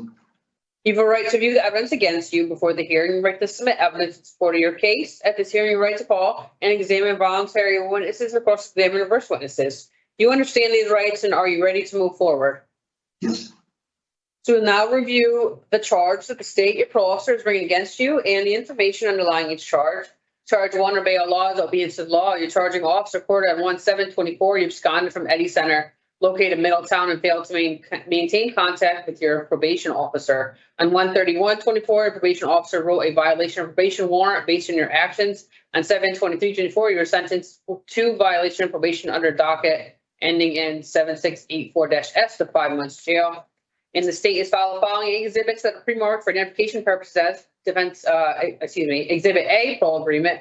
B, parole violation notice. C, parole violation report. D, remain back to custody. E is violation of probation warrant.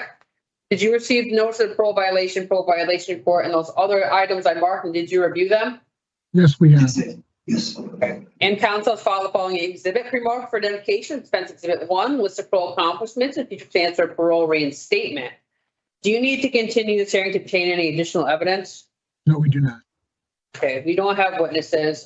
As was stated in the violation, I do want to reiterate, it's 7/23/24, you were convicted of violation of probation, received a 5-month jail sentence. That sentence will be completed on 9/27/24, is the EUS date for that. So now it is the defense's opportunity if you'd like to speak at this time. Just briefly, violation of probation, it's a preponderance of the evidence standard. It's not necessarily a crime. I understand it's a reopening of the earlier judgment, but the conduct in question is non-compliance with the conditions. It's not the commission of a new crime. So technically, I'm going to argue that this does not fit the obey the law. I understand violation of probation is a criminal statute. However, the standard of proof is not the criminal standard. It's basically a breach of contract, and he violated those conditions of his probation. Thank you. Thank you.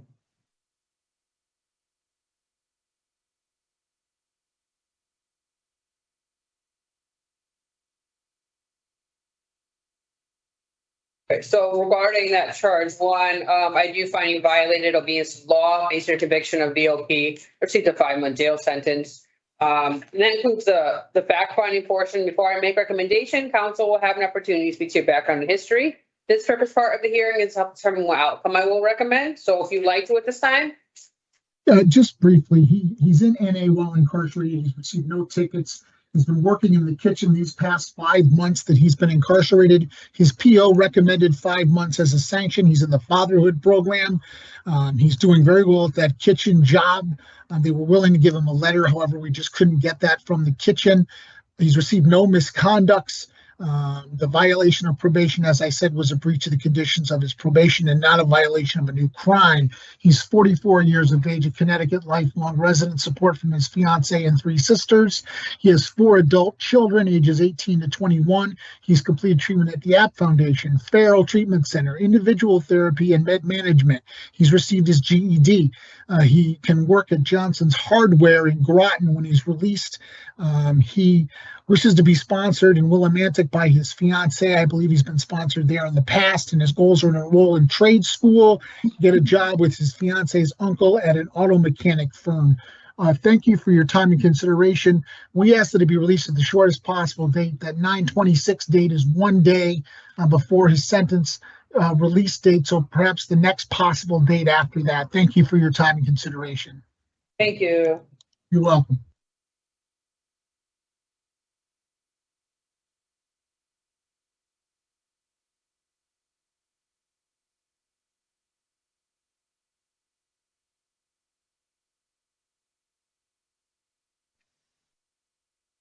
Right, so I have reviewed all the evidence, I've listened to testimony. So I will note that you were returned to custody as an absconder on 4/25/24, and you remained incarcerated since that date. You weren't in the community very long before you absconded. It looks like maybe a month before that occurred. And then you were hit with the violation of probation, which you see the new conviction on. And I believe You that was are on- for that absconding. And I believe the violation was for that absconding that he was originally. Right. Thank you. Yeah, so you do have a prior violation for absconding, and then received these new charges.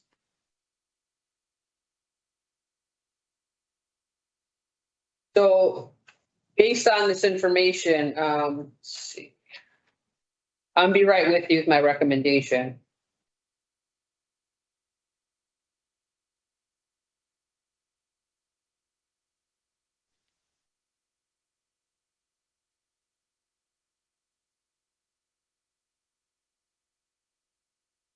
Right, I'm going to recommend that parole be revoked and be re-paroled for October 25th of 2024. This is about a 3-month period of confinement as a sanction from your 7/25/24 return to custody date. However, you have been incarcerated since 4/25/24, which is a 6-month period of time. I recommend the following parole conditions. I am recommending halfway house placement due to your absconder status and wanting to return to the same place that you had just priorly been placed at prior.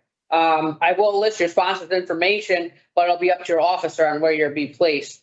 I recommend no contact with co-defendants, Christina Sabo, Richard Cruz. Mental health evaluation and treatment is deemed necessary, and no consumption of alcoholic beverages. My findings are going to the parole board on September 26th. At that time, the board can lessen sanction, let it stand, or impose a sanction longer than what I have recommended.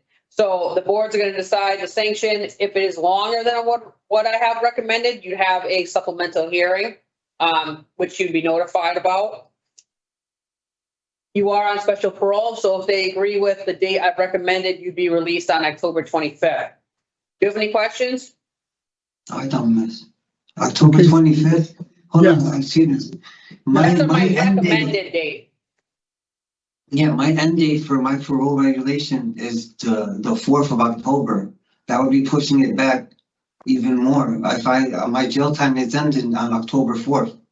Right, that's your jail time end date, but your parole end date, sir, is in 2032, to the best of my knowledge. Is that correct? Yeah, you were on special parole till February of 2032. So the board can hold you in until September of 32 if they wanted to. So, so it's not the sentence that's going to be holding you, sir. It's actually the earlier special parole sentence that's holding you. That's the authority they're holding you on. Okay, so you're going to finish your sentence that you took for the violation of probation. And then if the board agrees, you're going to be held only until the 25th of October for violating your parole. Do you understand that? No, It's separate. how am I getting, no, because I'm getting violated twice for the They same can thing. hold, sir, you were violated for violating the law, for violating your probation. No, I understand that. Time out. The reason you violated probation was for absconding. That's a separate penalty. You can get it's not double jeopardy. You can get a penalty for violating the law, and you can get a penalty for violating the conditions of your parole. And that's what happened today. This is legal. This I is understand that. complete. My question is this. May I please speak? Of course.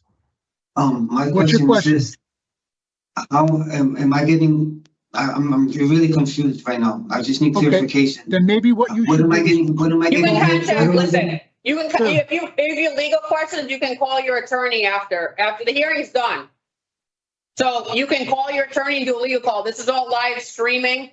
So if you have legal questions, you can call your attorney when you leave the hearing right now. Sir, your sentence will end at the end of September. At the end of September, your sentence will end for the violation of probation. Yes, Then- what am I getting charged with right now? Violating You your violated parole, parole. You violated your Parole. special parole. How much time am I getting right now? 10/25 is your release date if it's okay with the parole board. That's when you're being released. Thank you. Okay? Thank Okay, you. good luck, sir. Call me if you have any questions. Can you please call me, Mr. Samageddon? Can you please set up a legal call with me? Yes, I will. You are still at Osborne. Yes. Osborne. Yes, thank you. I don't understand how this is. Well, I will explain it to you on a telephone call, sir. Because you told me I'm leaving on the 4th, sir. Now I'm going to push back to the 25th. I didn't tell you I was leaving. You were leaving No, on the there was 4th. there was a possibility. I argued for you to leave on the 4th. And- It's but up why to is the it- board, sir. The hearing Okay, examiner has okay. made, Thank sir. I will call you, okay? Everything that happened today is legal. Thank you. Double jeopardy. It's not legal. It's not double jeopardy, sir. But It I'm is being not violated double, twice for the sir, same thing, sir, though. sir, this hearing is over, unfortunately. Okay. I will explain it to you in a telephone call. It is not double jeopardy. Thank you, Attorney Glenn. You're welcome. Have a good day.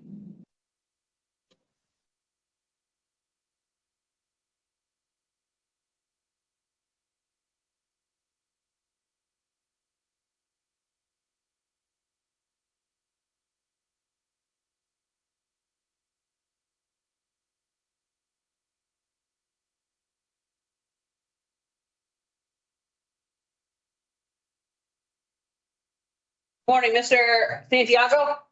Yes, ma'am. Morning. I'm just waiting for your attorney to come in here and then we'll get started. Yes, ma'am.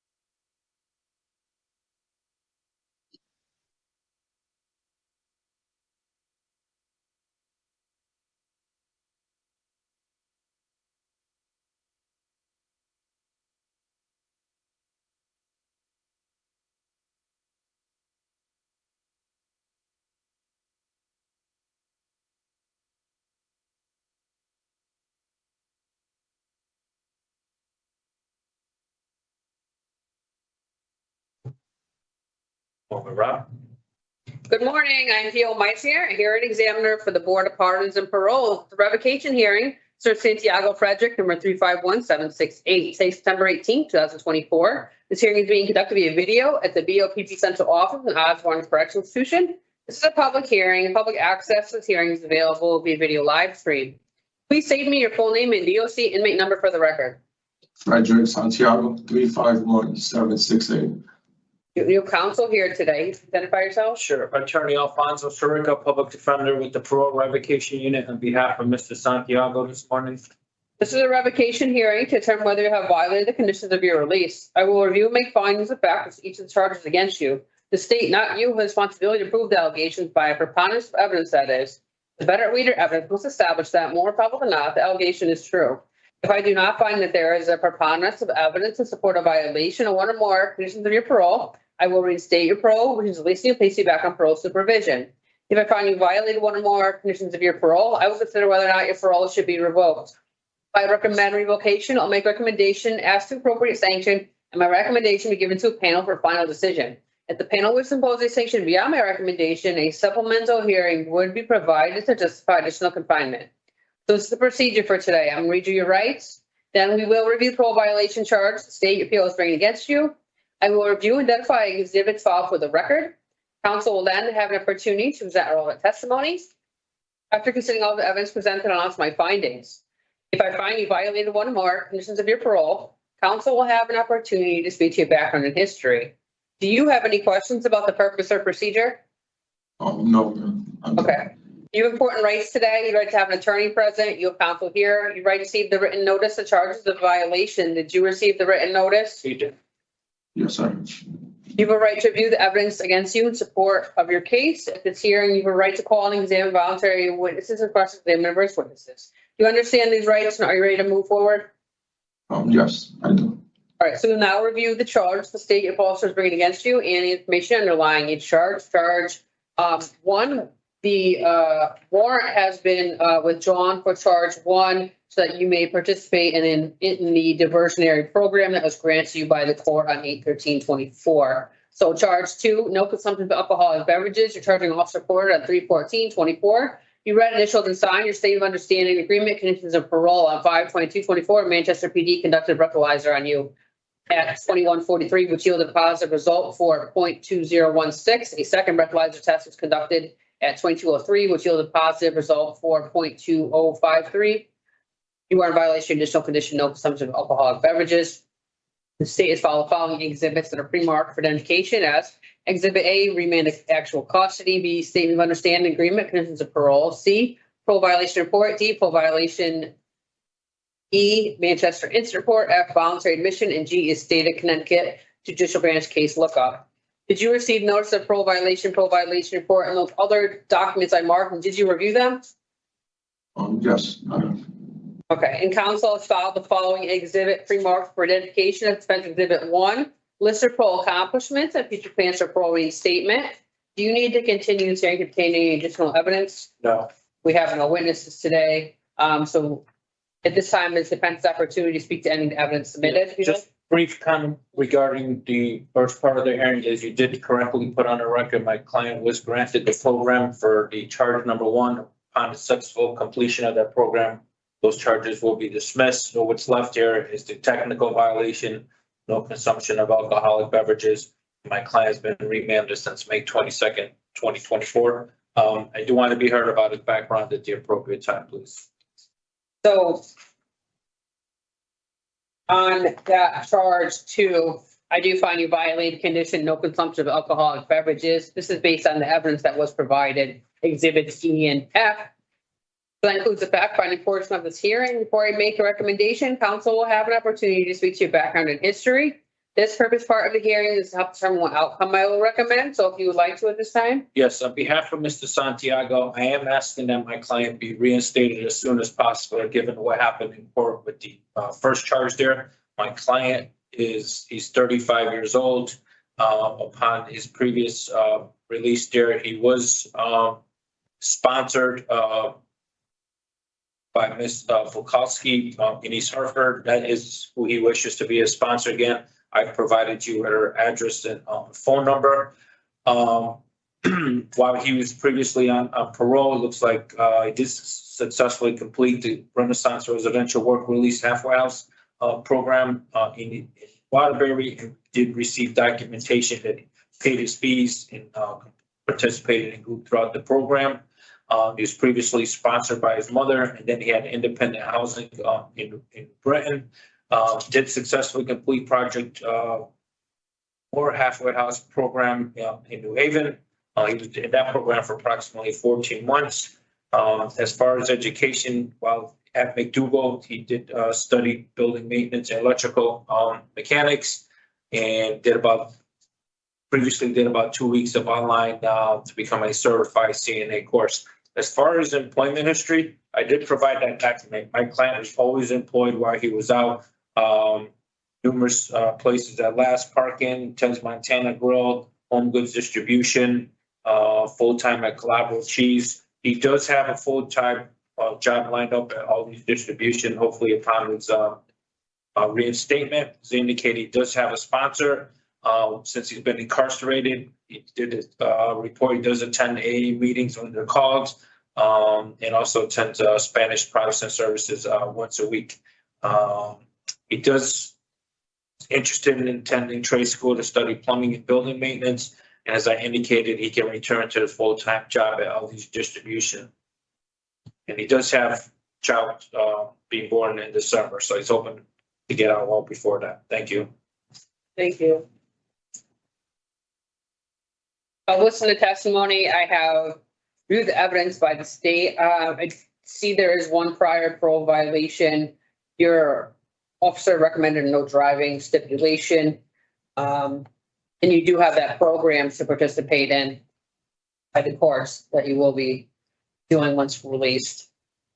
So based on this information and withdrawal of the warrant, I am going to recommend that parole be revoked to be reparoled for September 26, 2024, which is approximately 4-month period confinement as a sanction so that you may participate in the diversionary program while in the community. I also recommend the following parole conditions: no consumption of alcoholic beverages, mental health treatment and evaluation is deemed necessary. Mental health evaluation and treatment is deemed necessary. No contact with your victim C or D or M. No contact with your co-defendant Xavier Hernandez in operation of a motor vehicle. My findings are going on the parole board on 9/26. So if the board agrees with me, you'd be released that day. Do you have any questions, sir?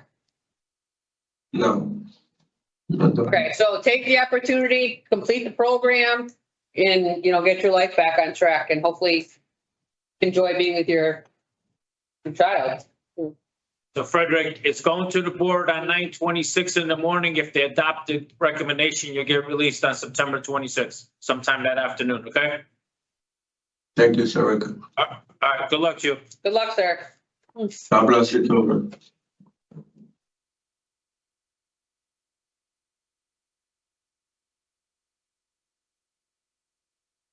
Okay.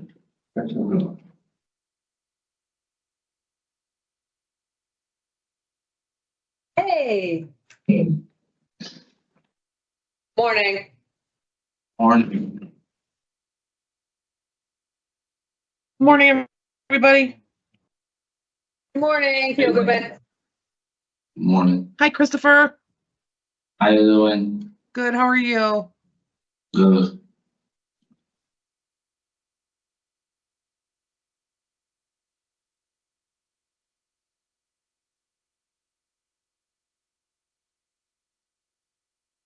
All right. Are you all set to begin, Peel Goodman, too?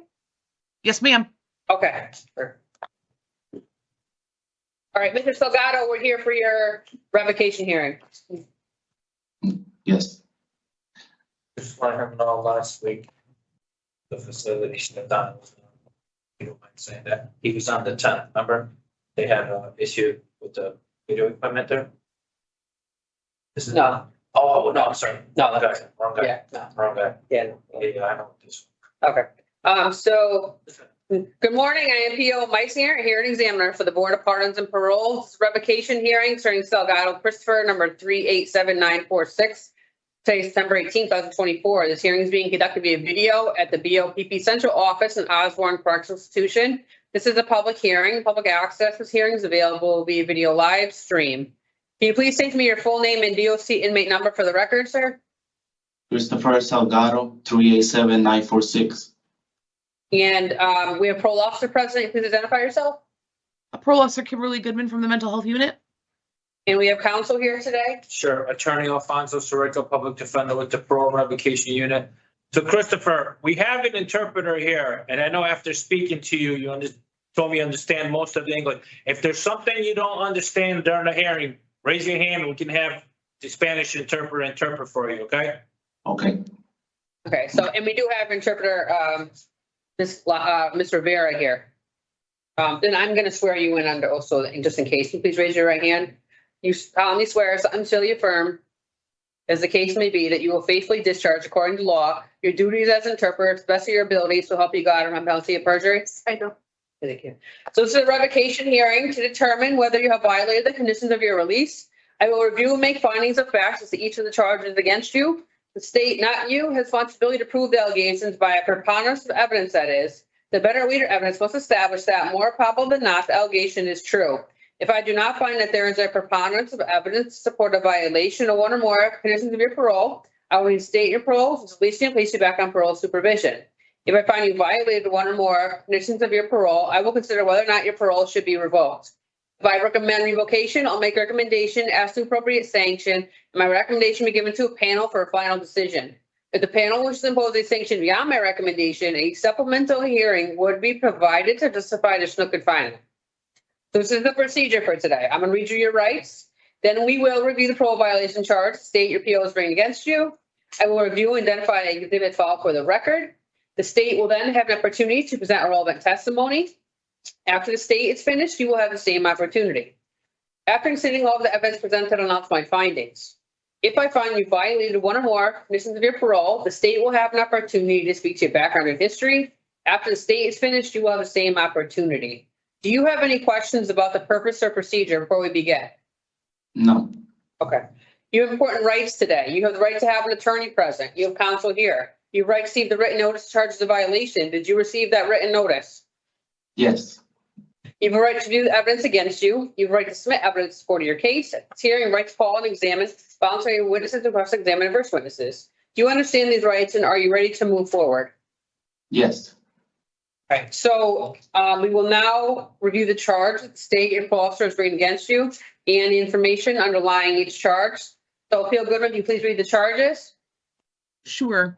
Under release direction, GPS on 8/5/23, 8/21/23, 9/4/23, 9/6/23, 12/3/23, 12/5/23, 12/6/23, 12/24/23, 1/1/24, 1/7 and 1/7/24. You failed to charge your GPS device as outlined in your GPS agreement, and as a result, your battery died, causing the GPS to shut down. On 4/11/24, you tampered with your GPS unit by forcibly removing it from your ankle. You were in violation of your conditions of parole release direction GPS. Curfew on 8/19/23, 8/20/23, 10/15/23, 12/22/23, 12/24/23, 12/25/23, 12/28/23, 12/30/23, 12/31/23, and 1/1/24, 3/14/24, 3/16/24, 3/17/24. You violated your curfew that was outlined in your signed GPS agreement. You are in violation of your conditions of parole, release direction, curfew. Program participation. On 4/12/24, you left the App Foundation without permission of program staff and or your parole officer. You did not complete the program. You left App Foundation against medical advice and were discharged unsuccessfully. You are in violation of your conditions of parole, release direction, program participation. Residence. On 4/12/24, you left the App Foundation of your own accord. This was your only approved parole residence. You did not have permission from program staff and parole to leave the said residence. You had no intention of returning to the residence, as evidenced by taking 2 bags of belongings with you and forcibly removing your GPS monitoring device. You are in violation of your condition of parole, release direction, residence. Absconder. On 4/12/24 at approximately 9:43 a.m., you exited the App Foundation building with 2 bags. You were seen on camera throwing the bags over the fence, removing your GPS monitor, then climbing the fence, at which time you were seen walking down the street with said bags. You were not given permission by parole to leave the App Foundation, nor were you given permission to remove your GPS monitoring device. Your whereabouts have been completely unknown. You were in violation of parole agreement, condition, release direction. Obey all laws. Obedience to the law. On 6/13/2024, you were arrested by Waterbury Police for possession of narcotics and trespass third. Drugs. On the following dates, you tested positive for and or voluntarily admitted to using illicit substances on 9/29/22, 10/7/22, 12/13/22, 12/21/22, 5/16/23, 5/24/23, 8/29/23, 11/15/23, 12/22/23, 1/1/24, 1/4/24, 1/11/24, 2/6/24, 3/20/24. You are in violation of parole conditions. Obey all laws. Drugs. Thank you. And the state has filed the following exhibits pre-marked for identification purposes. Exhibit A, signed parole conditions. B, remand to actual custody order. C, notice of parole violation, parole rights. D, parole violation report. E, GPS agreement. F, half-house agreement. G, CSI, instant report and absconder misconduct. H, drug test, voluntary admissions, misconduct, infractions, other confirmations. I, GPS misconduct and confirmations. J, McCall, correspondence discharge summary. K, app Incident report and discharge summary, L, app abscond video. M is photos of GPS strap tamper, GPS removal, and app referral, O is Waterbury Police Incident report ending in 52098. Did you receive notice of parole violation report, and the other items that I marked, did you review them, sir? Yes. And council has filed the following exhibit, pre-marked for identification, defense exhibit 1, list of parole accomplishments and future plans for parole reinstatement. Do you need to continue this hearing to obtain any additional evidence? No. We have no witnesses today. So I am going to, at this time, Mr. Salgado, as well as Peel Goodman, I'm going to swear you both in under oath so you could both speak today. If you'd like to, can you please raise your right hand? Christopher, raise your right hand. There you go. All right, you me be the evidence you shall give, sir, in this case shall be the truth, the whole truth, and nothing but the truth to help you God upon penalty of perjury. I do. You understand, sir? Yes. Okay. And so at this time, the state will have an opportunity to speak at this time regarding any of the evidence submitted, if you like to. No, You I put your think hand down, sir. I think it's pretty self-explanatory and direct in terms of the charges that are presented today. Okay. All right. And so it's now defense opportunity if you'd like to speak at this time. Yes. Peel Goodman, I have a question regarding charge 1. It looks like on the GPS, there were some violations starting August 5th of 2023. And so the last violation was January 7th of 2024. Do you recall during that time period if Christopher, I'm not sure if you supervised him the entire period of time, that there was an issue with his unit and it was swapped out at some point? I effectively took over his supervision in December of 2023. Okay. So I couldn't speak for it. Okay. That. All right, I'll ask Christopher, because according to the charging document here, if this is correct, it looks like the last violation was on January 7th of 2024. And then he absconded the allegation, he absconded on April 12th of 2024. So that during that time frame, I'm assuming from January 7th, 2024 to April 12th of 2024, he was still with a GPS unit, correct? That's correct. Okay. Christopher, I know I spoke to you. Do you recall at what point you indicated to me there was some issues with the GPS unit and it was swapped? You were given a new unit, correct? Yeah, a new charger, yeah. Okay, who was your parole officer at the time? I think her. Yeah. Oh, good. She's indicated she didn't take over until December. So do you recall who you spoke to about the charger? Michael Goodman, my other parole officer. Okay, so it wasn't this parole officer that swapped out the unit for you, correct? No. Okay, and after the unit, you got a new charging unit, correct? Yes. Okay, and is that correct, what I just put on the record from January 8th till April 12th, there was no issues with the GPS, correct? Correct. Okay.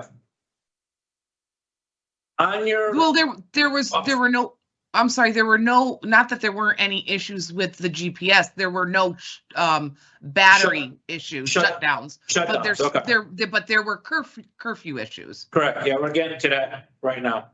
So from January 8th. I'm sorry, can I just put on the record that swapping out a charger and a GPS unit are two different things. So I just wanted to be clear if he was issued a charger or he was issued a completely new unit. What were you given, Christopher? I believe you said a charger, right? It's charger. Yeah, charger. Okay. Thank you. Okay. All right. So on charge number 2 on the curfew, Christopher, you were aware of your curfew, correct? We're not disputing. You had a curfew, correct? Yeah. Yes. Did you get a job at some point that you worked past your curfew?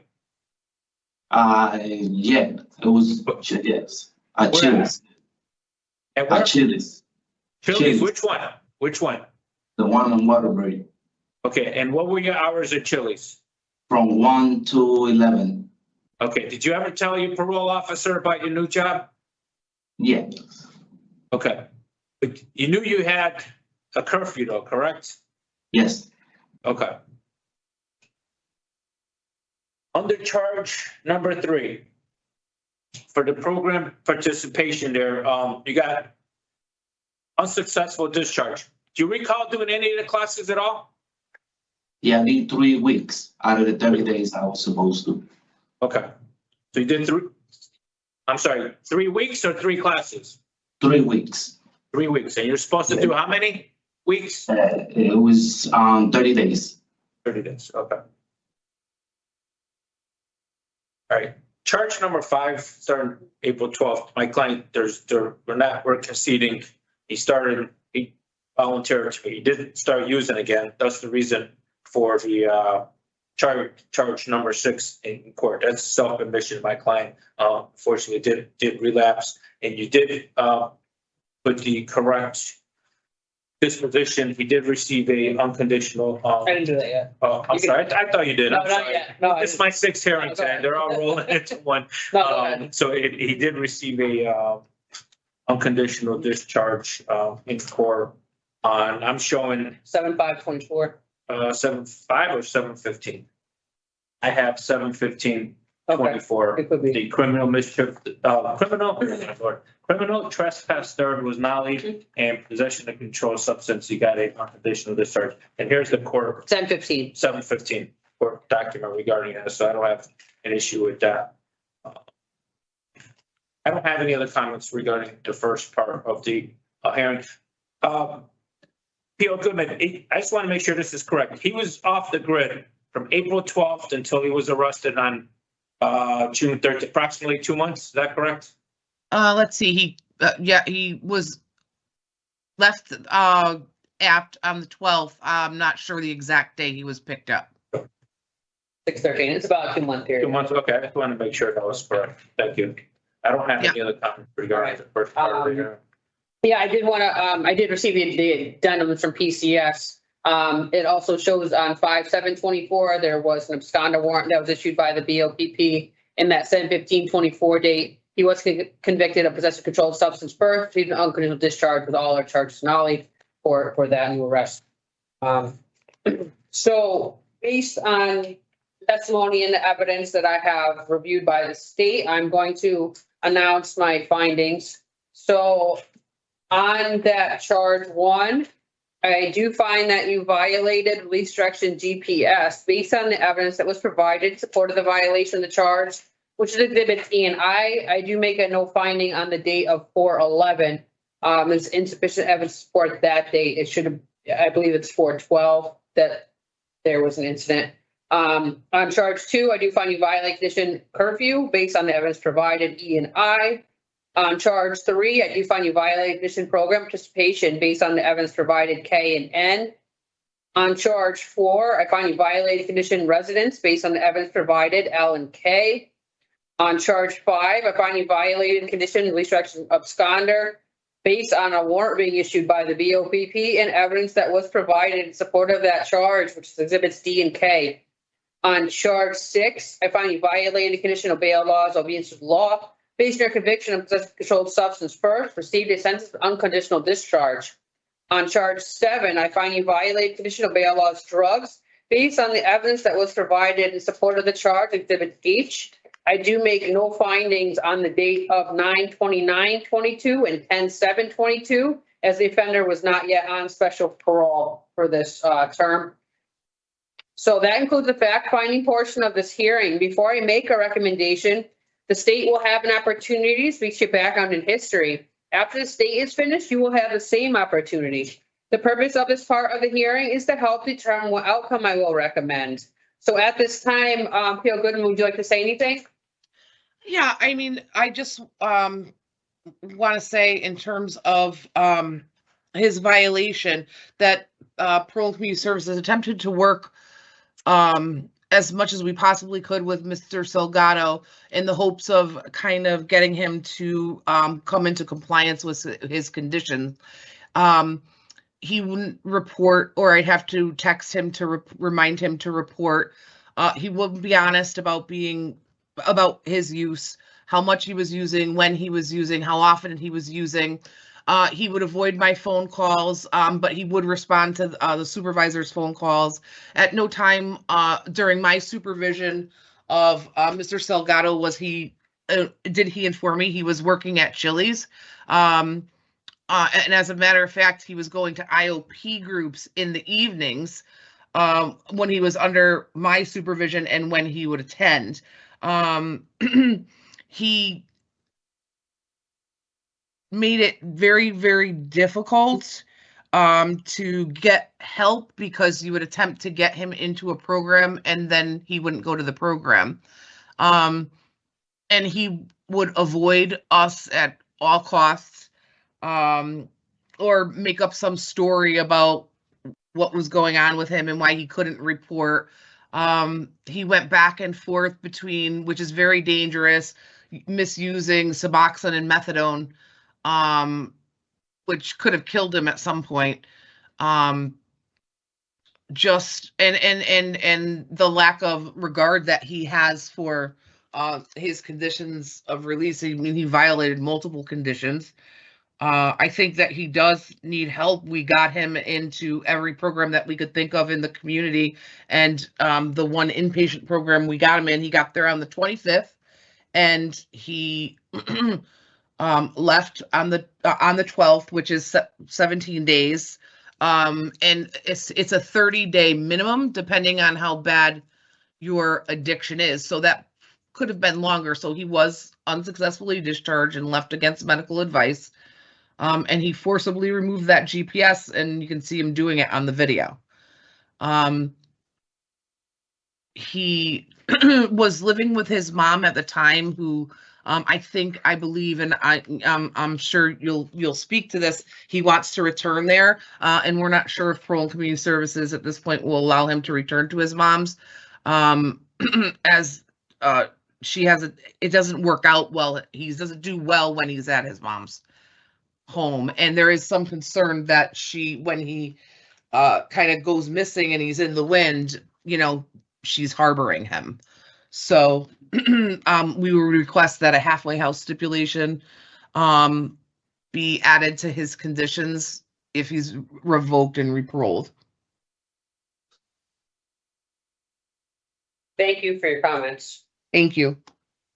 So is now defense opportunity, if you'd like to speak in this Yeah, time? on behalf of Mr. Salgado, I believe, according to my documents here, this is his first violation. He's 29 years old, does not have any children.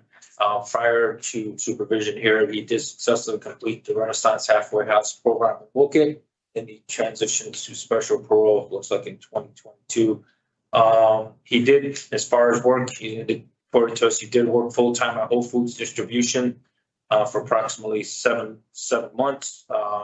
Part-time job at Chili's in Waterbury. He was there for about 4 months.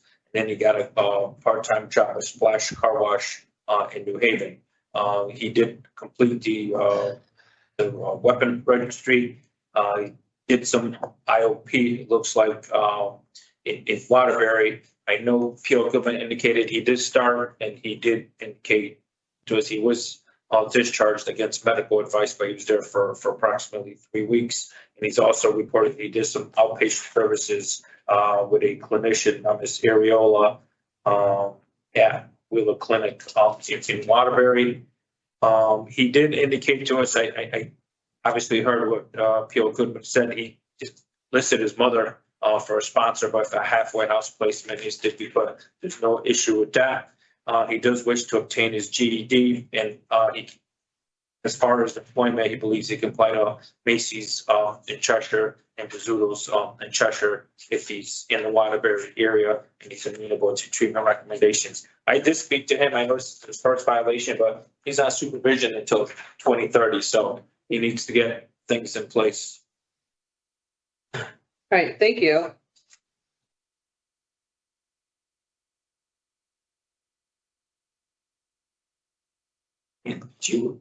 I just have one question.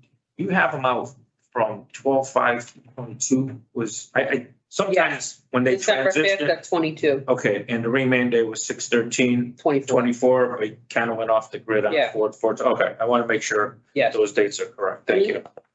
So I just wanted to say, can I also ahead. say that under the release direction, the 4/11 date is a typo. Thank you for pointing that out. Okay. It should have read 4/12.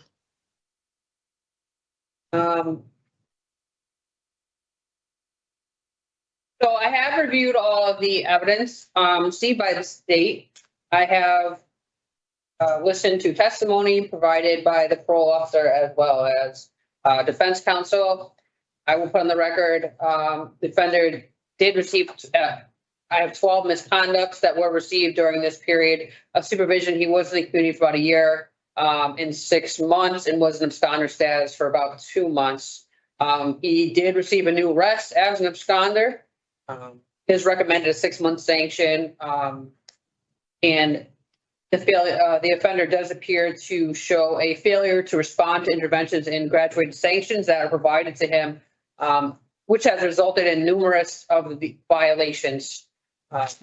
So due to that, I am going to recommend that parole be revoked, that you be reparoled for December 13th of 2024, which is approximate 6-month period confinement as a sanction. I recommend the following parole conditions: halfway house placement and no contact with your co-defendants, Mario Vargas and Miguel Lebron. My findings will go to the parole board on September 26th. The board's going to review the case. The board can do as early as 9/26. They can agree with my date of 12/13, or they can make a longer date. But the board will make a decision on September 26th. Do you have a question, sir? Do you understand? Say 6 months. 6 months, December 13th, but it has to go to the board, like I explained to you, Christopher. 9/20, September 26th, you and I will get something in writing about a week after that. I'll tell you when you're actually getting up. Because right now, the tentative date is December 13th. Okay. All right, Okay. good luck to you. So you're all set today, sir. Thank you. Thank you, Field. Thank you. Thank you. It's good to see you. You too. Yeah. Have a good day. Thanks, you too. I'll see you Take care. soon. Bye-bye.